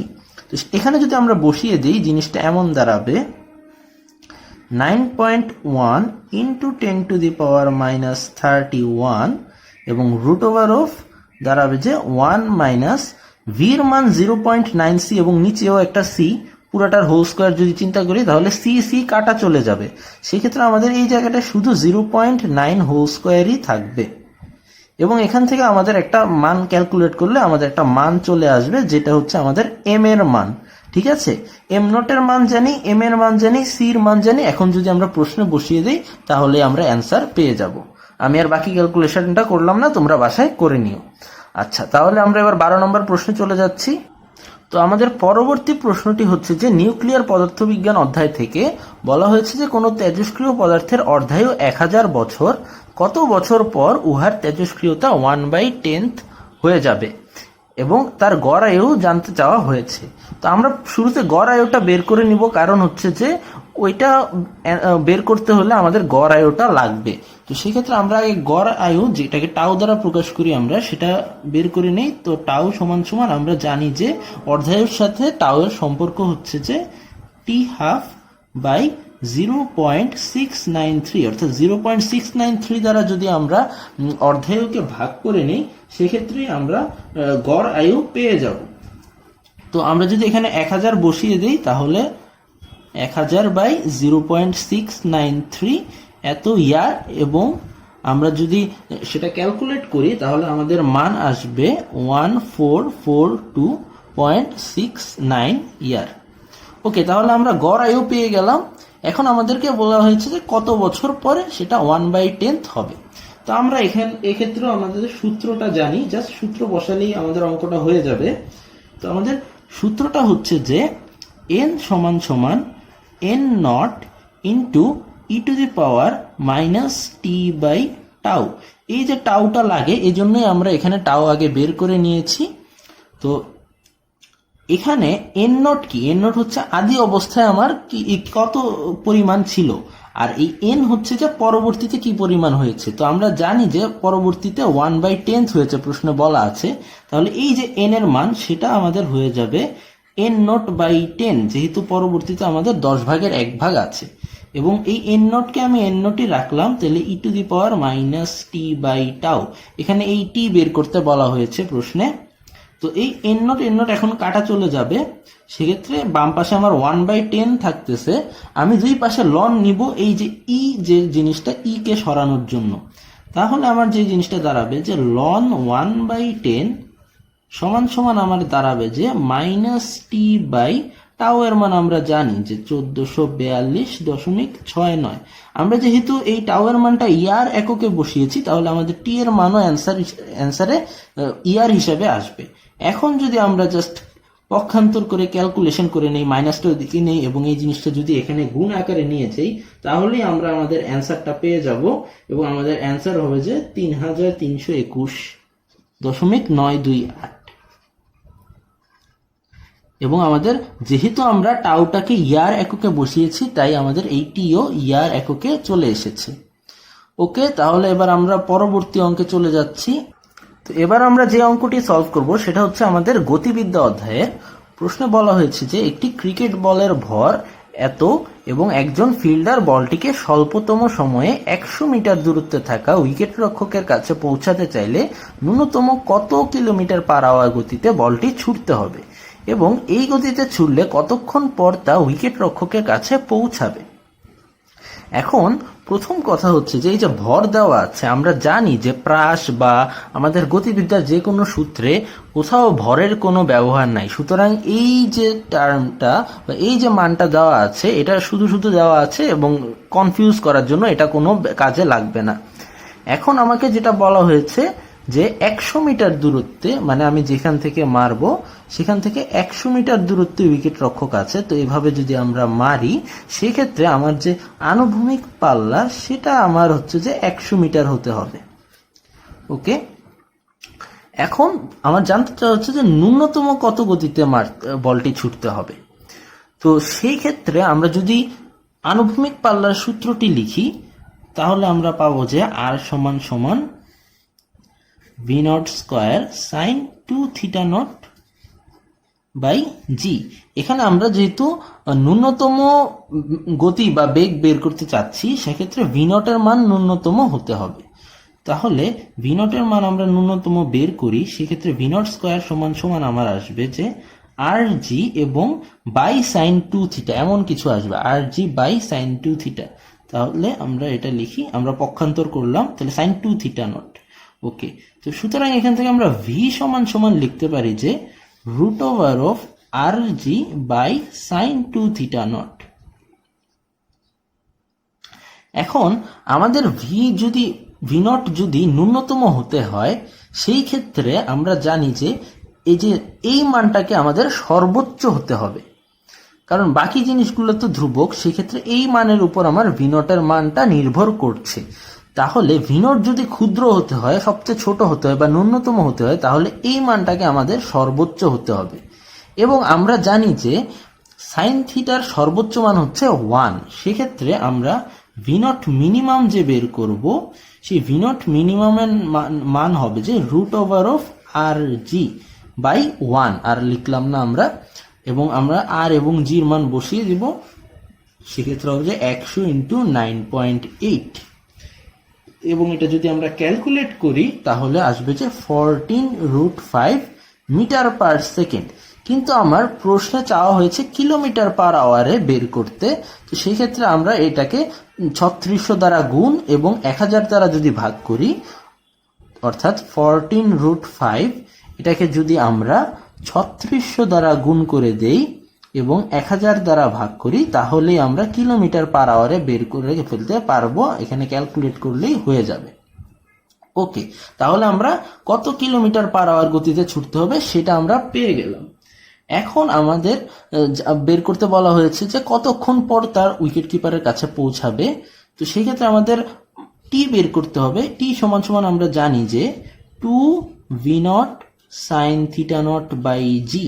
কিন্তু আমাদের তো এই থিটা নট জানা নেই না, আমরা থিটা নটটা বের করতে পারবো। আমরা যেহেতু জানি যে আমাদের সাইন 2 থিটার মান 1 হতে হবে, সেক্ষেত্রে আমরা এখানে যদি আমরা লিখি যে সাইন 2 থিটা নট সমান সমান 1, এটাকে যদি আমরা ক্যালকুলেট করি তাহলে আমরা জেনে যাব যে থিটা নট সমান সমান আমার 45 ডিগ্রি আসছে। তাহলে এই 45 ডিগ্রি আমরা এখানে বসিয়ে দিব, এবং ভি নটের মান আমরা জানি 14√5 এবং জির মান আমাদের 9.8। এটা যদি বসিয়ে দিই তাহলে আমরা সেকেন্ডে অ্যান্সার পেয়ে যাব। তো এই ছিল গতিবিদ্যার অঙ্কটি। এবার আমরা পরবর্তী অঙ্কে চলে যাচ্ছি। তো আমাদের 14 নম্বর প্রশ্নটি হচ্ছে কৃত্রিম উপগ্রহ সংক্রান্ত, আমাদের মহাকর্ষ এবং অভিকর্ষ অধ্যায় থেকে। তো প্রশ্ন বলা হয়েছে যে 80 কেজি ভরের একটি কৃত্রিম উপগ্রহ ভূপৃষ্ঠ হতে কত উচ্চতায় স্থাপন করলে তা প্রতি 24 ঘন্টায় 2 বার একই স্থান পর্যবেক্ষণ করবে। অর্থাৎ আমাদের এইচ জানতে বলা হয়েছে যে সেটি ভূপৃষ্ঠ থেকে কত উচ্চতায় আছে, এবং বলা হয়েছে যে প্রতি 24 ঘন্টায় 2 বার একই স্থান অতিক্রম করবে। তার মানে কোন একটা পয়েন্ট যদি এটা হয়, তাহলে সেটা একবার ঘুরে এসে আবার যখন সেই পয়েন্টে ফিরে আসবে দ্বিতীয়বার, তখন 24 ঘন্টা হবে। তার মানে কি, একবার ঘুরতে মোট সময় লাগবে 12 ঘন্টা, ঠিক না? একবার ঘুরতে সময় লাগবে 12 ঘন্টা। তাহলে আমরা বলতে পারি যে তার পর্যায়কালটি দেওয়া আছে 12 ঘন্টা। ওকে, এবং আমাদের এইচ জানতে চাওয়া হয়েছে। দেওয়া আছে যে পৃথিবীর ব্যাসার্ধ কিলোমিটারে এবং ভর দেওয়া আছে টন এককে। তো টন একক থেকে কেজিতে আমরা যেতে পারি, আমরা জানি যে 1000 দ্বারা যদি আমরা গুণ করি তাহলে টন থেকে কেজিতে চলে যাওয়া যায়। তো 6 × 10⁻21, তার সাথে আমি 10 কিউব যদি গুণ করে দেই তাহলেই সেটা কেজি হয়ে গেল। তাহলে আমার হয়ে যাবে 6 × 10⁻24 কেজি। এবং আমার ব্যাসার্ধ দেওয়া আছে, সেটিকে আমি মিটারে প্রকাশ করে নিব। তো আর সমান সমান আমার হয়ে যাবে, মিটারে যদি এটা প্রকাশ করে নিই, আমি একবারে লিখে ফেললাম, জিনিসটা এরকম দাঁড়াবে 6.4 × 10⁻6 মিটার। এটা হচ্ছে পৃথিবীর ব্যাসার্ধ, পৃথিবীর ভর। এখন আমাদের এইচ বের করতে বলা হয়েছে, অর্থাৎ কৃত্রিম উপগ্রহটি কত উচ্চতায় স্থাপন করা হয়েছে ভূপৃষ্ঠ থেকে। তো অনেকে সরাসরি এইচ এর সূত্র পারে, সেই ক্ষেত্রে সরাসরি এইচ লিখে দিলে হবে। আবার অনেকে টি এর সূত্রটা শিখে এইচ এরটা শিখে না, তো আমি টিটা দিয়েই দেখাই। তো আমরা জানি যে পর্যায়কালের সূত্র টি সমান সমান হচ্ছে যে √4π² GM × r+h²। এটা হচ্ছে যে আমার পর্যায়কালের জন্য সূত্র। তো এই সূত্রে যেহেতু আমরা পর্যায়কাল জানি এবং জি এম এগুলো এম দেওয়া আছে, জি তো ধ্রুবক, আরও দেওয়া আছে, আমাদের এইচ বের করতে হবে। তাহলে এই সূত্র থেকে আমরা যদি এইচটা বের করে নেই সেক্ষেত্রেই হয়ে যাবে, এরপর আমরা মান বসিয়ে দিলেই হবে। তো আমরা যদি দুই সাইডে স্কোয়ার করে দেই তাহলে ব্যাপারটা এরকম দাঁড়ায়, টি² সমান সমান হচ্ছে যে 4π² × r+h²। এখন আমি এই জিনিসগুলোকে বাম পাশে নিয়ে যাব, তাহলে জিনিসটা দাঁড়াচ্ছে এমন যে GMT²/4π² সমান সমান হচ্ছে যে r+h²। এবার যেহেতু এখানে হোল কিউব আছে, আমার এইচ বের করা দরকার, তাহলে উভয় পাশে আমি ঘনমূল করব। তো আমরা যদি ঘনমূল করি এরকম থাকবে (^GMT²/4π² সমান সমান হচ্ছে যে r+h। তাহলে আমরা সুতরাং এইচ পেয়ে যাচ্ছি, এইচ সমান সমান আর যদি ওই পাশে নেই সেক্ষেত্রে আমরা এইচ পেয়ে যাচ্ছি যে (^GMT²/4π² মাইনাস হচ্ছে যে আর। এই হচ্ছে আমার এইচ এর তাহলে ইকুয়েশন চলে আসলো। এবার আমি যদি মানগুলো বসিয়ে দিই তাহলে আমি পেয়ে যাব, আমি আর মান বসিয়ে দেখাচ্ছি না, অনেক বড় বড় মান। তো জি এর মান আমরা মুখস্থ বসিয়ে দিব, এম এর মান কেজিতে বসাতে হবে, টি এর মান আমাদের সেকেন্ডে বসাতে হবে এবং আমরা সেকেন্ডে এখানে কনভার্ট করে ফেলতে পারবো 3600 দ্বারা গুণ করে। আর এর মান মিটারে বসাবো, তাহলে আমরা এইচ পেয়ে যাব। একটু ক্যালকুলেট করলেই তোমরা পেয়ে যাবে এবং অঙ্কটি হয়ে যাবে। তো আমরা এবার পরবর্তী অঙ্কে চলে যাচ্ছি। তো আমাদের 15 নম্বর অঙ্কটি পর্যাবৃত্ত গতি অধ্যায় থেকে। প্রশ্নে বলা হয়েছে যে একটি সেকেন্ড দোলক ঘড়ি পাহাড়ের পাদদেশে ঠিক সময় দেয়, কিন্তু পাহাড়ের চূড়ায় 2 ঘন্টায় 8 সেকেন্ড সময়ের পার্থক্য দেখায়। পৃথিবীর ব্যাস দেওয়া আছে, সেখান থেকে আমরা ব্যাসার্ধ বের করতে পারবো, সমস্যা নেই। পাহাড়ের উচ্চতা নির্ণয় করতে বলা হয়েছে এবং আরেকটি প্রশ্নে বলা হয়েছে পাহাড়ের চূড়ায় সঠিক কাজ করতে হলে দোলকের দৈর্ঘ্য কত % পরিবর্তন করতে হবে।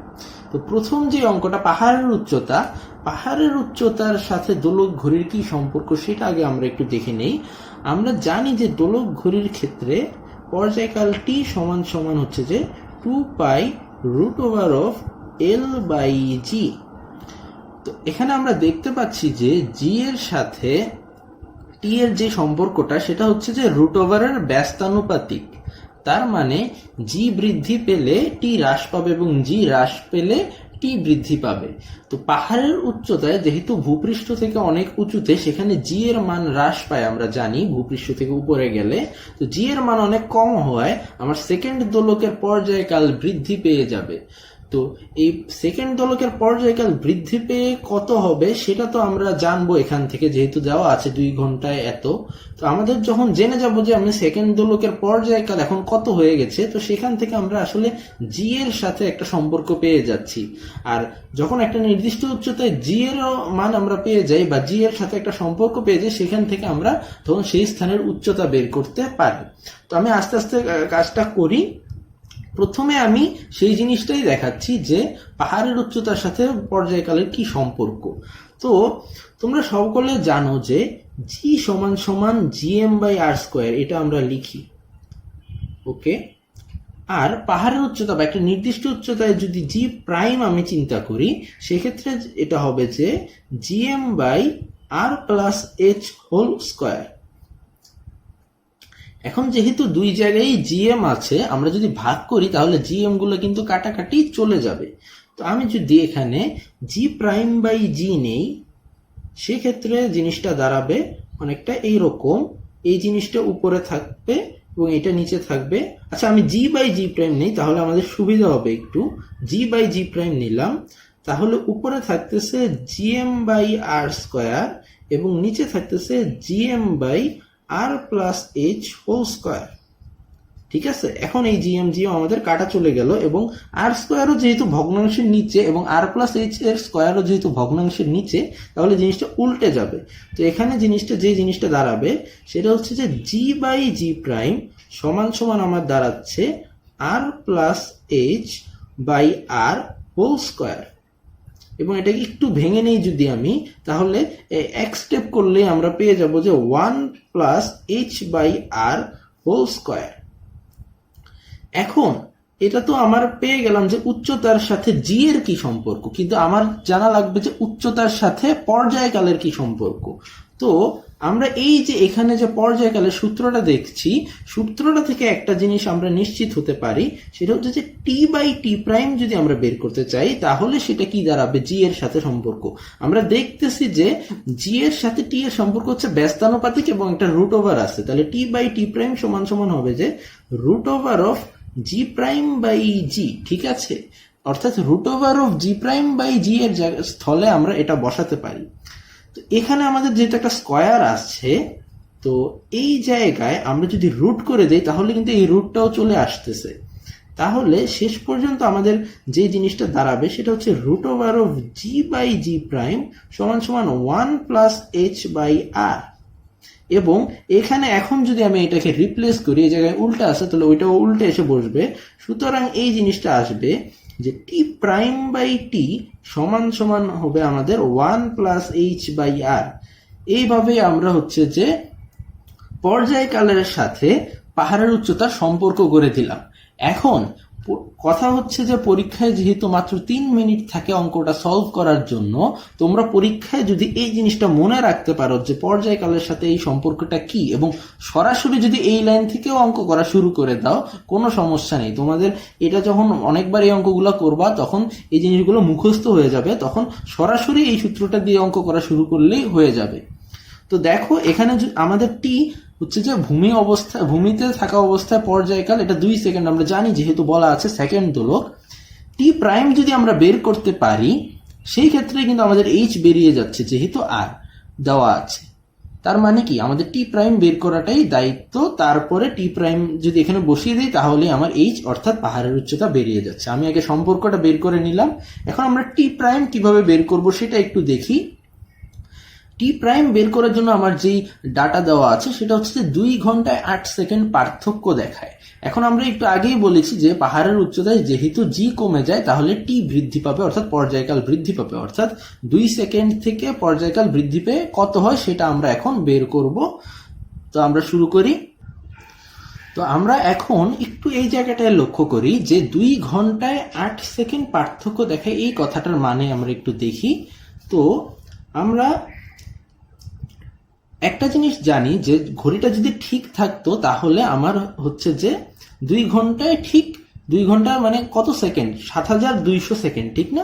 7200 সেকেন্ড, যেহেতু 1 ঘন্টায় 3600 সেকেন্ড, 2 ঘন্টা হচ্ছে 7200 সেকেন্ড। 7200 সেকেন্ডেই ঠিক 7200টি টিক দিত ঘড়িটি, ঠিক আছে, টিক টিক করে যেটা। তো এখন আমার যেহেতু ঘড়ি 8 সেকেন্ড পার্থক্য দেখাচ্ছে এবং আমরা জানি যে পর্যায়কাল বৃদ্ধি পেয়ে গেছে, এখন আমার 7208 সেকেন্ডে সেটা 7200টি টিক দিবে, অর্থাৎ 7200টি টিক দেয় হচ্ছে যে 7208 সেকেন্ডে, ঠিক আছে। এখন আমার দরকার হচ্ছে পর্যায়কাল জানা। পর্যায়কাল মানে কি, 2টি টিক দিলে কত সময় লাগে, ঠিক আছে। যেহেতু একটি পূর্ণ দোলনে হচ্ছে যে পর্যায়কাল, আমার দোলক ঘড়ি এভাবে যদি দোল খায় সেক্ষেত্রে একটি অর্ধদোলন 1 সেকেন্ড এবং দুইটি অর্ধদোলন 2 সেকেন্ড নর্মাল ক্ষেত্রে, আর দুইটি অর্ধদোলন মিলিয়ে হচ্ছে 1 পর্যায়কাল। এখন যেহেতু এটা স্লো হয়ে গিয়েছে তাই 7200টি টিক দেয় একটু বেশি সময় নিচ্ছে, 8 সেকেন্ড বেশি সময় নিচ্ছে। তাহলে দুটি টিক দিতে কত সময় নিচ্ছে সেটাই হচ্ছে আমার পর্যায়কাল। তাহলে আমি যদি বের করি দুটি টিক দিতে কত সময় নেয়, তাহলে 7200 নিচে চলে আসবে। তো এখানে হবে 7200 আর এদিকে হবে যে 2 × 7208 এত সেকেন্ডে। এখন এখান থেকে আমরা একটি মান পেয়ে যাব।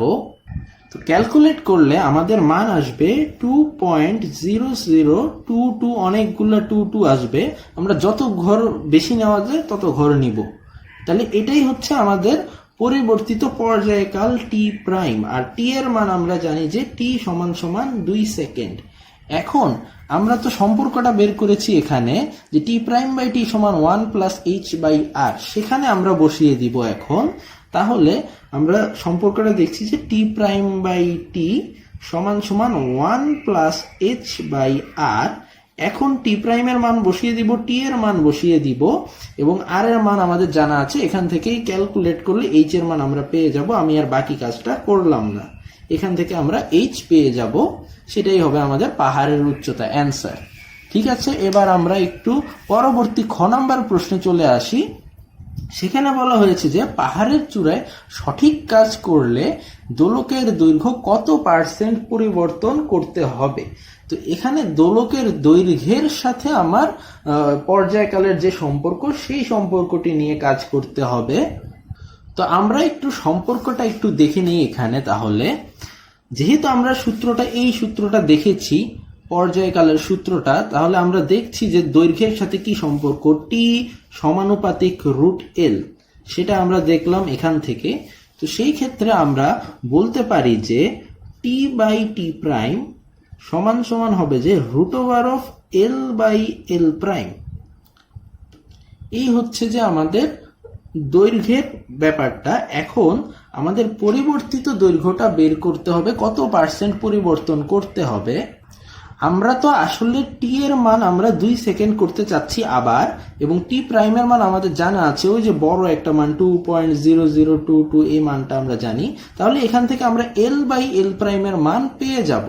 তো আমরা যদি এখানে স্কয়ার করে দেই তাহলেই আমাদের হয়ে যাবে যে l/l' সমান হবে যে t/t'² তো এখানে ওই যে মানগুলো যে আমরা বসাবো তখন সেখান থেকে একটি মান চলে আসবে এখানে আমাদের। তো আমাদের যে কোনো একটা মান আসবে, ক্যালকুলেট করলে আমরা পেয়ে যাব, যেহেতু টি এবং টি প্রাইমের মান আমাদের জানা আছে। তাহলে এটাই হচ্ছে যে l/l' এর মান। এরপর আমরা যে কাজটা করব সেটা হচ্ছে যে সেটাকে উল্টিয়ে দিব। উল্টিয়ে দিলে আমাদের জিনিসটা দাঁড়াবে এমন, l'/l সমান আরেকটা মান আমাদের এখানে চলে আসবে। এটা হচ্ছে l'/l এর অনুপাত। তো এরপর যখন আমরা কোনাকুনি গুণ করে দিব তখন আমাদের l' আসবে তো ওই মানটা ইনটু l। ঠিক আছে না?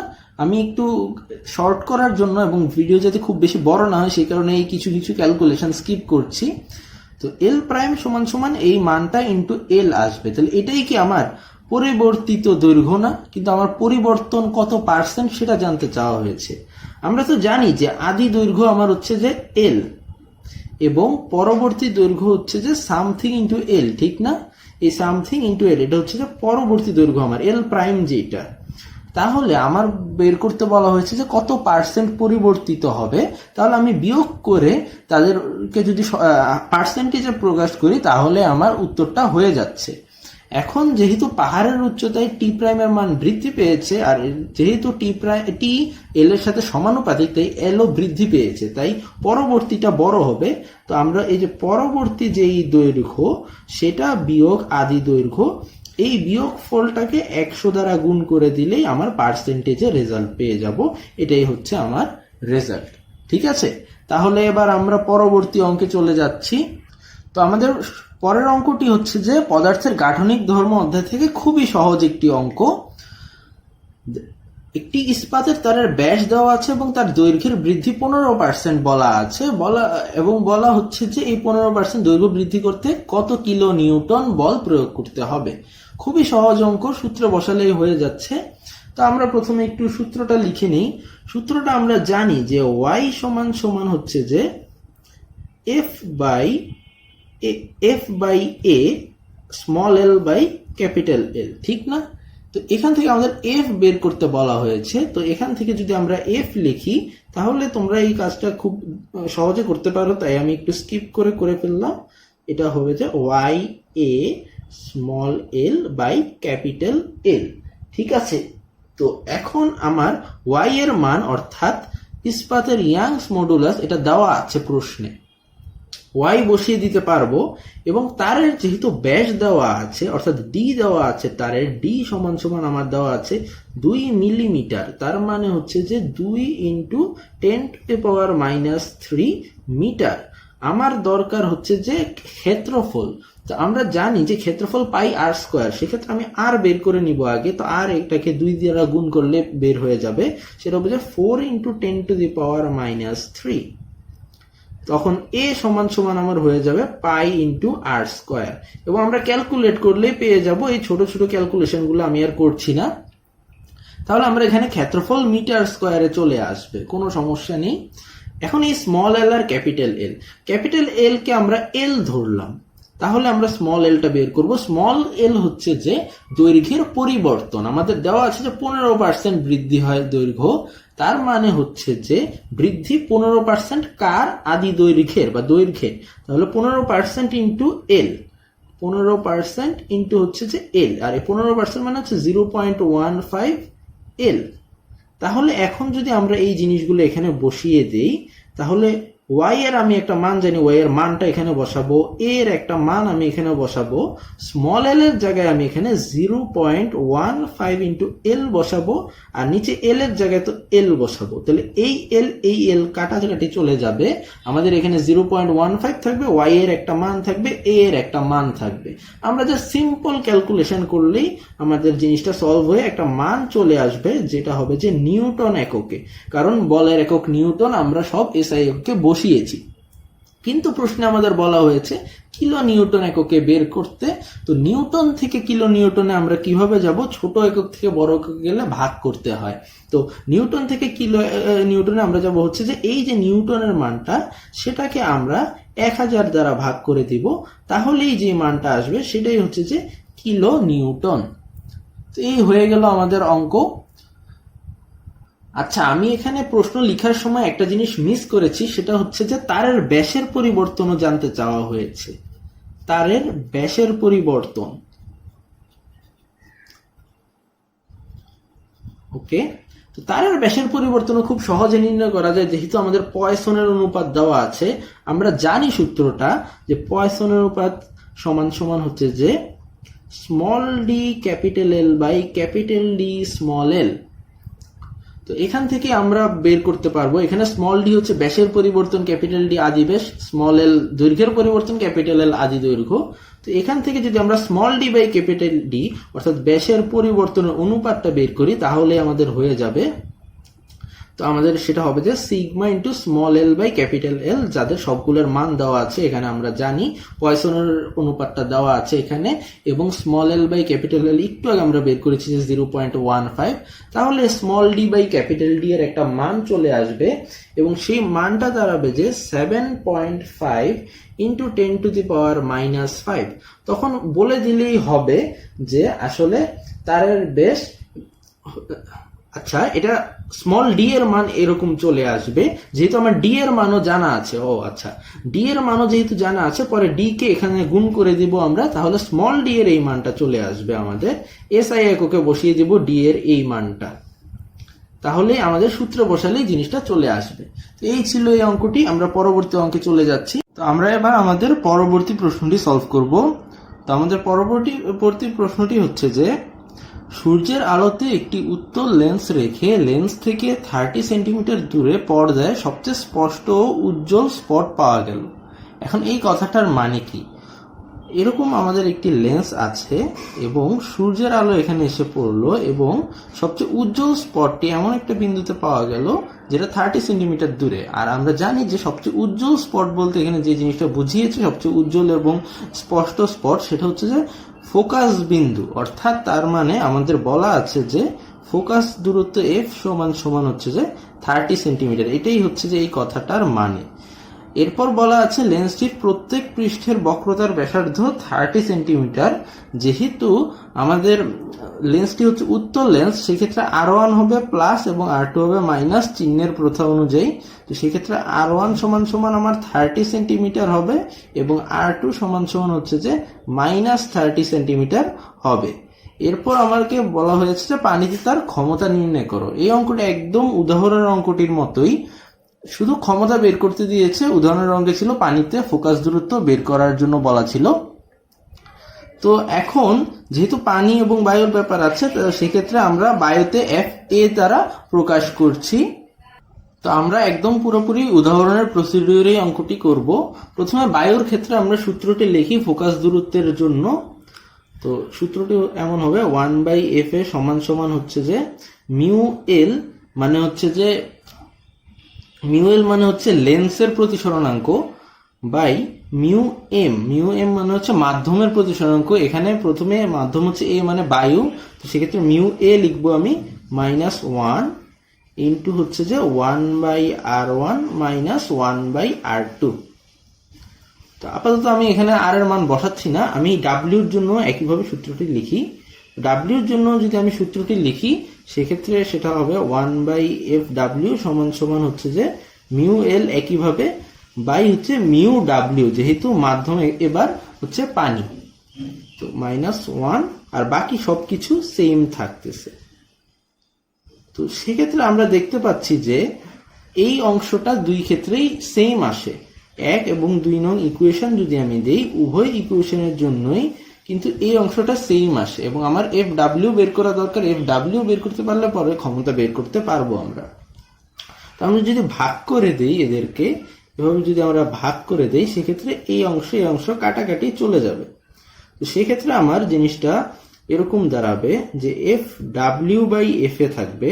যেহেতু 1/FW আর 1/FA আছে, তাহলে উল্টিয়ে গেলে FW উপরে চলে যাবে। এটা সমান সমান থাকবে আমাদের μL/μA -1 বাই হচ্ছে μL/μW -1। এখন একটি জিনিস লক্ষণীয় যে আমাদের তো μL এর মান জানা নেই। μA আমরা মুখস্থ বসাতে পারবো 1, μW আমাদের দেওয়া আছে প্রশ্নে, FA আমাদের প্রশ্নে দেওয়া আছে। FW বের করা যেত যদি আমাদের μL জানা থাকতো। তো এই μL বের করার জন্য আমাদের এই 1 নং ইকুয়েশনটা সলভ করতে হবে। যেহেতু 1 নং ইকুয়েশন আমরা FA জানি, μA জানি, R1 এবং R2 এর মান আমরা জানি, সেখান থেকে আমরা μL বের করে নিতে পারবো। সেই μL এর মান আমরা এখানে বসিয়ে দিলে আমাদের অঙ্কটি হয়ে যাবে। তো 1 নং ইকুয়েশন সলভটা আমি আর দেখাচ্ছি না, তো তোমরা বাসায় সলভ করে নিও। μL এর মান আসবে 3/2, এভাবে 3/2 মান আসবে। তো সেই ক্ষেত্রে তোমাদের μL এর মান যখন এখানে বসিয়ে দিবে, তো জিনিসটা এরকম দাঁড়াবে 3/2 -1। যেহেতু μ এর মান 1, তাই 3/2ই হয়ে গেল। আর এইখানে জিনিসটা হবে 3/2/4/3 -1। এবার এই জিনিসটাকে যদি আমরা ক্যালকুলেটরে বসিয়ে দিই, তাহলে আমাদের মান আসবে 4। আমরা যদি ক্যালকুলেট করি তাহলে 4 মান চলে আসবে। সুতরাং তখন FW সমান সমান হবে যে 4 × FA। এখন F এর মান আমরা জানি যে 30 সেন্টিমিটার। আমরা সেটাকে SI এককে নিয়ে গেলে সেটা দাঁড়াবে 0.3 মিটার।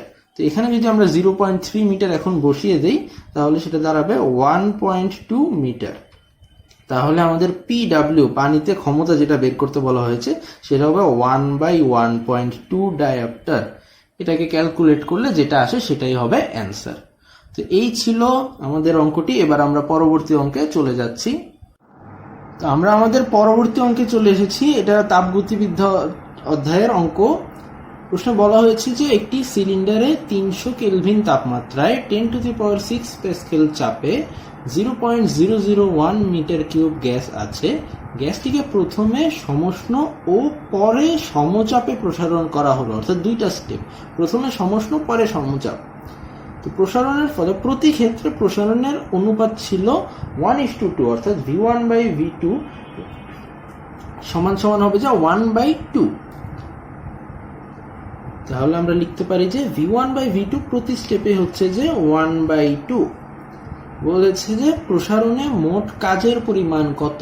তো আমরা দুটি স্টেপের ক্ষেত্রে সূত্র জানি। প্রথম স্টেপে আমাদের সমষ্ণ বলা হয়েছে, তো সমষ্ণ প্রসারণের ক্ষেত্রে আমরা সূত্র জানি। তো W1 লিখলাম আমি, W1 সমান সমান সমষ্ণ প্রসারণের ক্ষেত্রে সূত্র হচ্ছে যে nRT into ln V2/V1, ln V2/V1।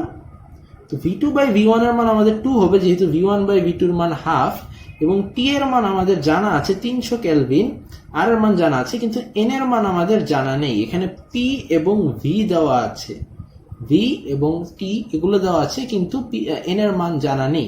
তো সেক্ষেত্রে আমরা একটা কাজ করতে পারি, আমরা PV = nRT সূত্র থেকে বের করে ফেলতে পারি। তো PV সমান সমান আমাদের nRT, তাহলে সেখান থেকে আমরা N যদি বের করি, N সমান সমান হবে যে PV/RT। তো এখন আমাদের সবকিছু দেওয়া আছে, তো আমরা সেগুলো বসিয়ে দিব। 10⁶ প্যাসকেল, P এর মান, V এর মান আমাদের দেওয়া আছে 0.001, এবং R এর মান আমরা জানি যে 8.314, এবং তাপমাত্রা আমাদের জানা আছে 300 কেলভিন। তো সেখান থেকে আমরা মোল সংখ্যা পেয়ে যাব, আমাদের মোল সংখ্যা আসবে 0.4 মোল। এখন আমরা যদি এই সবগুলো জিনিস এখানে বসিয়ে দিই, N এর মান, R এর মান, T এর মান এবং ln V2/V1 এগুলো মান আমরা বসাতে পারবো। তাহলে আমি এগুলো আর করে দেখাচ্ছি না, তো আমরা জাস্ট মান বসিয়ে সিম্পল ক্যালকুলেশন করলে আমাদের মান চলে আসবে 6951.54 এত জুল। এবার আমাদের দ্বিতীয় স্টেপ, অর্থাৎ সমচাপ প্রক্রিয়া। তো সমচাপ প্রক্রিয়ায়, আচ্ছা আমাদের প্রশ্নে একটু ভুল হয়েছে, এটা সমচাপ প্রক্রিয়া না, এটা রুদ্ধতাপ হবে, রুদ্ধতাপ প্রক্রিয়া। ওকে, রুদ্ধতাপ প্রক্রিয়া দ্বিতীয় প্রক্রিয়াটা। প্রথম প্রক্রিয়াটা সমষ্ণ, দ্বিতীয়টা হচ্ছে যে আমাদের রুদ্ধতাপ প্রক্রিয়া। তো রুদ্ধতাপ প্রক্রিয়ার ক্ষেত্রে আমরা W এর মান বের করার জন্য আমরা সূত্র জানি, আমরা এখানে W2 দ্বারা প্রকাশ করলাম। তো রুদ্ধতাপের ক্ষেত্রে W2 আমাদের হবে যে সূত্র, প্রতি মোলের জন্য আমরা জানি যে R/Γ-1 ইন্টু T1 - T2। এখন আমাদের এই T2 এর মান জানা নেই, আর আমাদের যেহেতু N সংখ্যক N মোলের জন্য বের করছি, তাই এখানে একটা N হয়ে যাবে। আর এর মান জানা আছে, তাহলে আমরা বের করতে পারবো W এর মান, যদি আমরা এই T2টা জানি আর এই গামা জানি। এখন যেহেতু প্রশ্নে গামার কথা কোথাও উল্লেখ নেই, সেই ক্ষেত্রে আমাদের গামা সমান সমান 1.4 আমরা বসিয়ে দিব। ওকে, প্রশ্নে কিছু উল্লেখ না থাকলে গামার মান আমরা 1.4 বসাবো। আমাদের T1 জানা আছে 300 কেলভিন, এই যে 300 কেলভিন তাপমাত্রায় ছিল, কিন্তু আমাদের পরবর্তী তাপমাত্রার কথা বলা নেই। কিন্তু যেহেতু এটা রুদ্ধতাপীয় প্রক্রিয়া এবং আমরা আয়তনের অনুপাতটা জানি, সেই ক্ষেত্রে আমরা অবশ্যই রুদ্ধতাপীয় সূত্রের দ্বারা আমাদের হচ্ছে যে T2 এর মান বের করতে পারবো। রুদ্ধতাপীয় সূত্র T এবং V এর মধ্যে যে সম্পর্ক, সেটা হচ্ছে যে T1 V1 to the power gamma minus 1 সমান সমান হবে যে T2 V2 to the power gamma minus 1। তো এখান থেকে যদি আমরা T2 বের করতে চাই, সেই ক্ষেত্রে আমাদের জিনিসটা এরকম দাঁড়াবে যে V1 by V2 to the power gamma minus 1 into T1। ঠিক আছে, ওকে। তো এই V1 বাই V2 এর মান আমরা সবাই জানি যে হাফ হবে, যেহেতু আমরা একটু আগে বের করেছি এটা, এবং গামার মান আমরা 1.4 নিয়েছি, 1.4 মাইনাস 1 ইন্টু T1 এর মান আমাদের জানা আছে 300 কেলভিন। তো এখান থেকে আমার T2 এর মান এসে দাঁড়াচ্ছে, T2 সমান সমান এসে দাঁড়াচ্ছে 227.357 কেলভিন। এখন আমরা T1 এর মান জানি 300, T2 এর মান জানি 227 সামথিং, আর এর মান জানি, গামার মান জানি, এন এর মান জানি। এখন আমরা W বের করতে পারবো। সেক্ষেত্রে প্রসারণের মোট কাজের পরিমাণ আমরা W সমান সমান W1 প্লাস W2 দ্বারা বের করে ফেলতে পারবো। এই হচ্ছে আমাদের অঙ্কটি। এবার আমরা পরবর্তী অঙ্কে চলে যাচ্ছি। তো আমাদের পরবর্তী প্রশ্নটি হচ্ছে যে তড়িৎ প্রবাহের চৌম্বকীয় অধ্যায় থেকে এখানে একটি চিত্র দেওয়া আছে প্রশ্নে, এবং এই প্রশ্নটি বলা আছে যে একটি লম্বা পরিবাহী তার আর ইকুয়াল টু এত ব্যাসার্ধের একটি বৃত্তাকার কুণ্ডলী তৈরি করে বাকি অংশ সোজা রাখা হলো। এখানে উপরের তারটির কথা বলা হয়েছে যে একটি তার এভাবে গিয়ে এভাবে একটি কুণ্ডলী করে আবার চলে গেল এখানে, ঠিক আছে। এরপর বলা আছে অন্য একটি লম্বা পরিবাহী তার এত দূরত্বে একই পরিমাণ বিদ্যুৎ চিত্রের ন্যায় প্রবাহিত হচ্ছে, যে অন্য একটি তার এইভাবে যাচ্ছে এবং এই যে কেন্দ্র থেকে তার দূরত্ব ডি দেওয়া আছে। প্রশ্নটি চিত্রটি দেখলে আমরা বুঝতে পারছি যে এইটাকে ডি প্রকাশ করা হয়েছে, এই পয়েন্ট থেকে এই পয়েন্টের দূরত্ব, এবং সেটার মান দেওয়া আছে। এরপর বলা হয়েছে যে কুণ্ডলীর কেন্দ্রে এত মাইক্রো টেসলা চৌম্বক ক্ষেত্র সৃষ্টি হয়েছে কেন্দ্রে। তাহলে প্রবাহগুলোর মান কত বলা হয়েছে? প্রবাহ একটা সবার ক্ষেত্রে সমান প্রবাহই যাচ্ছে, ঠিক আছে। এই তারেও যে প্রবাহ যাচ্ছে এই তারও একই প্রবাহ যাচ্ছে। এই দুই তারের জন্য এখানে যে চৌম্বক ক্ষেত্র সৃষ্টি হয়েছে সেটার মান দেওয়া আছে। জানতে চাওয়া হয়েছে যে এই তড়িৎ প্রবাহের মান কত। এখন আমরা একটু খেয়াল করি, এই যে একটা সোজা তার, এই সোজা তারের জন্য এখানে একটা চৌম্বক ক্ষেত্র সৃষ্টি হবে। আবার এই যে বৃত্তাকার কুণ্ডলী সেটার জন্য একটা চৌম্বক ক্ষেত্র সৃষ্টি হবে।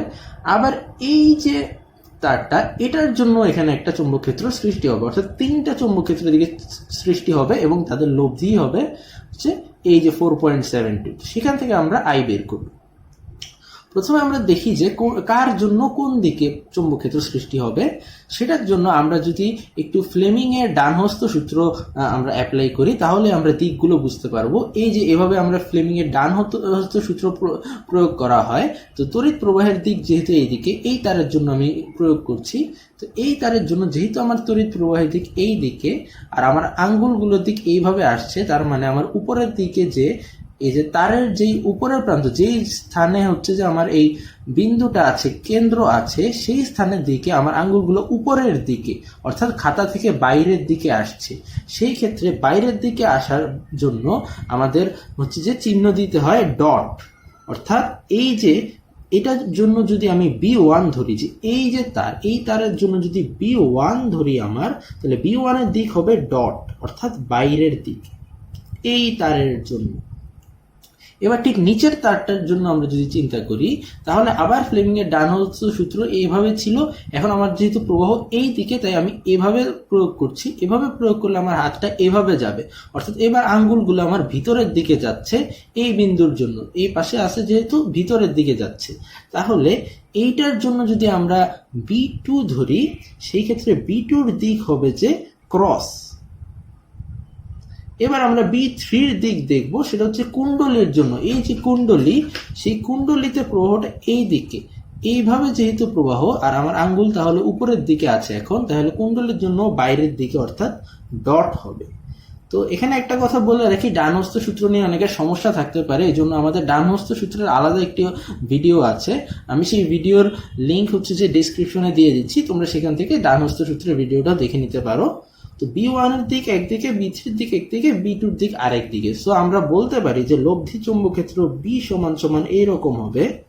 B1 আর B3 যেহেতু একই দিকে আছে, তাহলে B1 plus B3 minus B2 এমন কিছু হবে। এটাই হবে যে আমার লব্ধি চৌম্বক ক্ষেত্র, ঠিক আছে। যেহেতু B2-র দিক উল্টা দিকে, তাই আমার মাইনাস হবে। আচ্ছা, এইটা কিন্তু উল্টাও হতে পারে, B2 minus B1 plus B3 উল্টাটাও হতে পারে। কোনটা বড় আমি জানি না, আমি জাস্ট এভাবে লিখলাম। যদি উল্টাটা হয় তাহলে সেক্ষেত্রে উল্টা অ্যান্সার আসবে, তখন আমরা ঠিক করব, সমস্যা নেই। আপাতত আমরা এভাবে লিখলাম যে B1 আর B3টাকে পজিটিভ ধরলাম, তাহলে এটা নেগেটিভ হবে। এখন B1 এর জন্য, B1 হচ্ছে এই তারের জন্য লিখেছি, তারের জন্য আমরা সূত্র জানি যে মিউ নট I/2πa, A1 লিখলাম আমি। তাহলে এই A1 এর মান কি? এই R এর মানের সমান, ঠিক না? A1 এর মান হচ্ছে আমার এই R এর মানের সমান, যেহেতু তার থেকে দূরত্ব এইটা। B3 হচ্ছে আমার কুণ্ডলীর জন্য। কুণ্ডলীর জন্য আমরা সূত্র জানি, কুণ্ডলীর জন্য সূত্র হচ্ছে মিউ নট I/2R। এই হচ্ছে কুণ্ডলীর জন্য সূত্র। এখানে R এর মান আমার হচ্ছে এইটাই। আচ্ছা, আর এখানে B2 হচ্ছে এই তারের জন্য। এই তারের জন্য আবার মিউ নট I/2πa2 লিখি আমি। এটা 2πa2 না লিখে আমি D লিখে ফেলছি, যেহেতু তার থেকে ওই বিন্দুর দূরত্ব হচ্ছে D, তাহলে এখানে হবে D। তাহলে আমরা যদি দেখি এই A1 এর মান জানি R, এই আর জানি, এই ডি জানি, মিউ নট গুলো ধ্রুবক, 2 পাই জানি, এবং এই পাশে ডান পাশের মানটাও আমি জানি। ডান পাশের মানটা হচ্ছে যে 4.72, যেহেতু মাইক্রো টেসলা দেওয়া আছে সেটাকে আমরা ইন্টু 10⁻⁻6 লিখতে পারি, 10⁻⁻6 লিখবো। বাকি সব মানে ইকুয়েশনে দেওয়া আছে আই ছাড়া। তাহলে এই ইকুয়েশনের মানগুলো বসিয়ে আমরা আই সলভ করে ফেললেই আমাদের আই বের হয়ে যাবে। এটাই হচ্ছে আমাদের অ্যান্সার। তো আমি ক্যালকুলেশনটা আর এই ভিডিওতে দেখাচ্ছি না, তোমরা নিজেরাই বাসায় করে ফেলবে ক্যালকুলেশনটা, বাট প্রসিডিউরটা হচ্ছে এটা। জাস্ট মান বসালেই হবে। আই ছাড়া আমাদের সবগুলো মান জানা আছে, তো এভাবে কমন নিয়ে, আই কমন নিয়ে তারপরে ওই পাশ নিয়ে ভাগ করলে আমাদের মান বেরিয়ে যাবে, অ্যাম্পিয়ারে বের হবে। ওকে, তাহলে আমরা এবার পরবর্তী অঙ্কে চলে যাচ্ছি। তো আমরা আমাদের শেষ অঙ্কটি করছি এখন। সেটি হচ্ছে যে পদার্থের গাঠনিক ধর্ম অধ্যায় থেকে সান্দ্রতা টপিক থেকে দেওয়া হয়েছে, সান্দ্রতা এবং অন্তবেগ সংক্রান্ত। তো প্রশ্নটি হচ্ছে যে পানির গভীরতা মাপার জন্য একটি জলাশয়ের পানির পৃষ্ঠ হতে এত ব্যাসার্ধের এবং এত ঘনত্বের একটি বল ছেড়ে দেওয়া হলো। 10 সেকেন্ড পর বলটি জলাশয়ের তলায় পড়লো। যদি 9 সেকেন্ড পর বলটি প্রান্তিক বেগ অর্জন করে থাকে তবে জলাশয়ের গভীরতা কত? প্রশ্নটি দেখে মনে হচ্ছে যে আমাদের অন্তবেগের নর্মাল অঙ্ক, কিন্তু এটা কোনো নর্মাল অঙ্ক না, কারণ জলাশয়ের গভীরতা বের করার অঙ্ক খুব নর্মালি প্রশ্নে থাকে না বা বইয়ে থাকে না। সো এই কারণে একটু ঝামেলা হবে অঙ্কটা করতে, এটা অনেক বড় একটা অঙ্ক হবে। কেন আমি সেটা আগে একটু ব্যাখ্যা করি।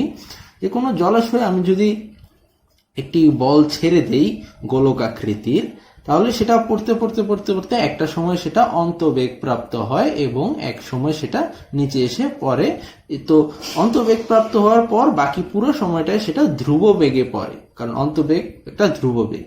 কিন্তু অন্তবেগ প্রাপ্তির আগে তার বেগ কিন্তু ক্রমান্বয়ে বৃদ্ধি পায়, এবং সেই সময়ে সে কতটা রাস্তা অতিক্রম করলো সেটা কিন্তু বের করতে হলে তার বেগ কিভাবে পরিবর্তন হচ্ছে সেটা আমাদেরকে জানতে হবে। আমরা কিন্তু শুধু অন্তবেগ জানলে এই অঙ্কে হচ্ছে না, কারণ আমার পুরা হাইটটা দরকার। তো অন্তবেগ প্রাপ্তির আগেও তার বেগ কিভাবে কিভাবে বাড়লো সেটাও আমাদের জানা লাগবে এই প্রশ্নে উত্তর করতে হলে। এই কারণে আমাদেরকে আগে ইকুয়েশন নিজেদেরকে বানিয়ে নিতে হবে যে এর আগে, অন্তবেগ প্রাপ্তির আগে থেকে শুরু করে একদম পুরো রাস্তার জন্য তার বেগের ইকুয়েশন। আমরা কিন্তু শুধু অন্তবেগের ইকুয়েশন জানি, কিন্তু আমাদের একদম পুরা বেগটার জন্য ইকুয়েশন আমাদের বের করে নিতে হবে।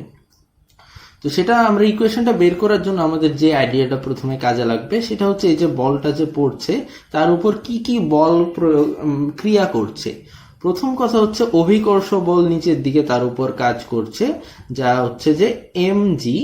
পরবর্তী লাইনে আমরা সুবিধার জন্য m কে রো ইন্টু ভি লিখতে পারি। তাহলে রো এস অর্থাৎ সলিডের ঘনত্ব, সেটা প্রশ্নে দেওয়া আছে আমাকে। রো এস ইন্টু হচ্ছে যে আমাদের ভি হচ্ছে যে গোলকের আয়তন ইন্টু জি, এটা লিখতে পারি। ঠিক আছে, rho V G, rho S into V into G, এভাবে আমরা লিখতে পারি। এরপর তার উপর আমাদের সান্দ্র বল ক্রিয়া করে উপরের দিকে, সেটা আমরা জানি যে সান্দ্র বল ক্রিয়া করে উপরের দিকে, সেটা হবে যে 6πr ইটা এবং ভি। এর বাইরে তার উপর প্লবতা কাজ করে উপরের দিকে।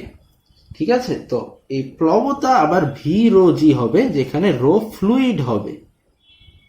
তো এই ছিল তার উপর মোট 3টা বল কাজ করে। তাহলে এই 3টা বলের লব্ধি হিসাবে সে নিচের দিকে পড়ে, তো সেখান থেকে আমরা তার বেগের ইকুয়েশনটা বের করতে পারবো। তো আমরা যদি লব্ধি বল লিখি এফ, তাহলে এফ সমান সমান আমরা কি লিখতে পারি? তো এফ সমান সমান আমরা লিখব, যেহেতু এইটা সবচেয়ে বড় বল হওয়ার কথা, কারণ আলটিমেটলি তো বলটা নিচের দিকেই আসছে, তাহলে ওই দুইটা যোগফল থেকেও এটা বড় হবে। তাহলে এটা হচ্ছে সবচেয়ে বড় বল, এটাকে আমরা লিখছি। তাহলে রো সলিড ভি এবং জি, এইটা মাইনাস হচ্ছে যে, এবার আমরা এগুলো লিখি যে V into rho fluid into G minus হচ্ছে যে 6πr ইটা ইন্টু ভি। এই হচ্ছে যে আমাদের বলের ইকুয়েশন। এখন এখান থেকে আমি ভিজি কমন নিচ্ছি। ভিজি যদি আমি কমন নেই তাহলে সেটা থাকতেছে rho s minus rho fluid minus 6πr eta V.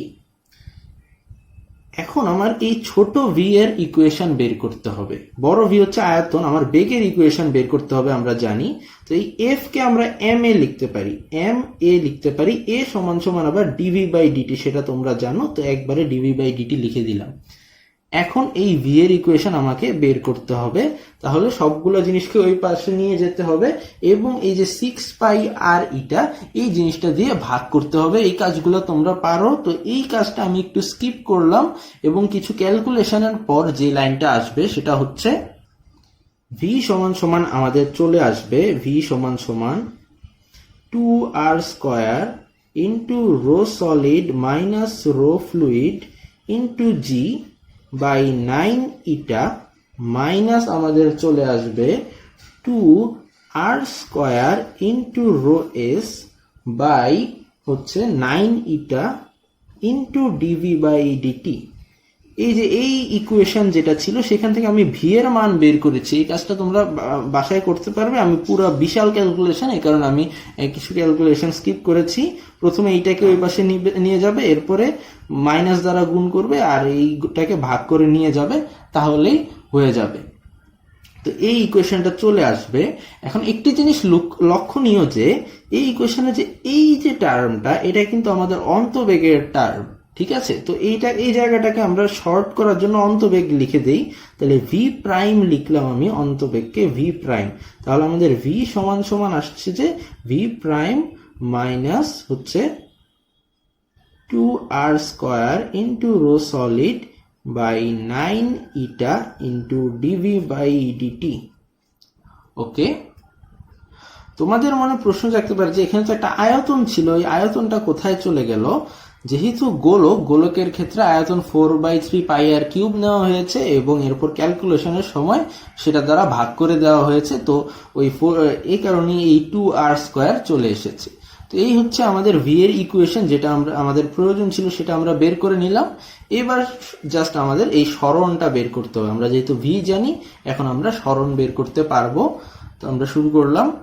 তো আমরা জানি যে সরণের জন্য যেহেতু বেগ পরিবর্তনশীল, তাহলে আমাদের সরণ ডিএস লিখতে হবে। ডিএস সমান সমান আমার হবে যে ভি ডিটি, সময়ের সাথে যেহেতু বেগ পরিবর্তনশীল হচ্ছে। এখন এটাকে যদি আমি ইন্টিগ্রেট করে দেই তাহলেই হচ্ছে আমার অ্যান্সার পেয়ে যাব, কারণ এস চলে আসবে এখানে। ইন্টিগ্রেট করব এটাকে 0 থেকে এস পর্যন্ত, আর টাইমের যে ব্যাপারে এখানে 0 থেকে 10 হবে, যেহেতু পুরো 10 সেকেন্ড পরে সেটা নিচে পড়েছিল, ঠিক আছে। তো এখন 0 থেকে এস এ যদি আমি এটাকে ইন্টিগ্রেট করি, ইন্টিগ্রেশন অফ ডিএস আমার আসবে এস এবং তার লিমিট থাকবে 0 টু এস। আর ওই জায়গায় আমার ভি এর জায়গায় এই জিনিসগুলা বসাতে হবে। তো আমরা ওই জিনিসটা বসিয়ে দিব। এখন ভি এর যে ইকুয়েশন আমরা বের করেছি সেখান থেকে আমরা এই জিনিসটা বসিয়ে দিব, 2r² into rho solid by 9 eta into DV by DT, আর এই পুরা জিনিসটার সাথে আমার ডিটি গুণ আকারে থাকবে। এখন আমি যদি কাজটা করি তাহলে জিনিসটা এরকম দাঁড়াবে, ভি প্রাইম ইন্টু ডিটি আসবে আমার, এবং মাইনাস ইন্টিগ্রেশন অফ এই যে টোটাল জিনিসটা, এই টোটাল জিনিসটার সাথে যেহেতু ডিটি গুণাকারে আছে, ডিটি কাটা চলে যাবে, তাহলে আমার এই জায়গায় থাকবে 2r² into rho solid by 9 eta into d v. এখন আমার লিমিট কি হবে? যেহেতু আমার ডিভি চলে আসছে, তাহলে লিমিট আমার হবে যে ভি এর লিমিট। তো এই ভি এর লিমিট কি হবে? আমরা জানি যে শেষ বেগ হচ্ছে যে শেষ পর্যন্ত অন্তবেগ প্রাপ্ত হয়, অর্থাৎ ভি প্রাইম প্রাপ্ত হবে এবং শুরুতে বেগ 0 ছিল। তো সেক্ষেত্রে এখানে লিমিট হবে 0 থেকে ভি প্রাইম পর্যন্ত, আর এখানে তো টি এর লিমিট হবে 0 থেকে 10, আর এই জায়গায় আমাদের হচ্ছে যে এস হয়ে যাবে, যেটা আমার অ্যান্সার। আসলে এই পাশে এখন যে মান আসবে সেটাই আমাদের অ্যান্সার চলে আসবে। তো আমরা একটা জিনিস খেয়াল করি যে এখানে এই যে ভি প্রাইম যেটা, এটা হচ্ছে আমাদের ধ্রুবক। তো আমরা ভি প্রাইমটাকে বের করে আনি, আর ইন্টিগ্রেশন অফ ডিটি হবে যে টি, যেটার লিমিট হবে যে 0 থেকে 10। একইভাবে এই জায়গার যা মান আছে সবগুলোই কিন্তু আমাদের ধ্রুবক। তো এই সবগুলো আমরা বের করে নিয়ে আসি, তাহলে 2r² into rho solid by 9 eta, এই মানটা বাইরে চলে আসবে এবং আমাদের ইন্টিগ্রেশনে থাকবে শুধু ডিভি 0 থেকে ভি প্রাইম। আচ্ছা আমরা একবারে, আচ্ছা না থাক পরে করি। তো এখানে ভি প্রাইম ইন্টু টি, এখানে 10 - 0 হবে, আর এখান থেকে আমাদের 2r² রো সলিড বাই 9 ইটা, আর এই জায়গা থেকে আমার আসবে ভি প্রাইম মাইনাস 0। এখন এই জায়গায় যদি এবার আমাদের প্রত্যেকটা জিনিসের মান যেহেতু আমাদের জানা আছে, ভি প্রাইমের মান আমরা বসিয়ে দিই এখানে, তাহলে আচ্ছা ভি প্রাইমটা বসিয়ে দিই, বাকি সবকিছুর মান আমাদের জানা আছে। তো এখানে 10 ইন্টু ভি প্রাইমের মান আমরা জানি, সূত্র 2r² into rho solid minus rho fluid into g by 9 eta minus হচ্ছে যে 2r² rho solid by 9 eta into এখন ভি প্রাইম। এবার এই ভি প্রাইমের মানও এখানে বসিয়ে দিব, এই ঠিক এইটার মতো এখানেও বসাবো, ঠিক আছে। তো এভাবে বসালে এরপরে এখানে আমরা সবকিছু মান বসিয়ে দিলে যে মানটা আসবে সেটাই হচ্ছে অ্যান্সার। তো খুবই বিশাল একটা অঙ্ক আমি অনেক শর্টকাটে করালাম। মূল কথা হচ্ছে যে পরীক্ষায় এই ধরনের অঙ্ক আসলে আসলে অ্যান্সার করা সম্ভব না, তো এই ধরনের অঙ্ক স্কিপ করাই উচিত, কারণ এত বড় অঙ্ক করতে গেলে আরো 3-4টা অঙ্ক মিস হয়ে যাবে। তো যাই হোক, আমি সলভ করে দেখালাম। তো 20টা প্রশ্নই আমরা সলভ করলাম, আর আমাদের ম্যাথ সলভটাও আছে, আমি সেটা ডেসক্রিপশনে দিয়ে দিচ্ছি। তো আমাদের পরবর্তী ভিডিও দেখার জন্য আমন্ত্রণ রইল। ধন্যবাদ সবাইকে।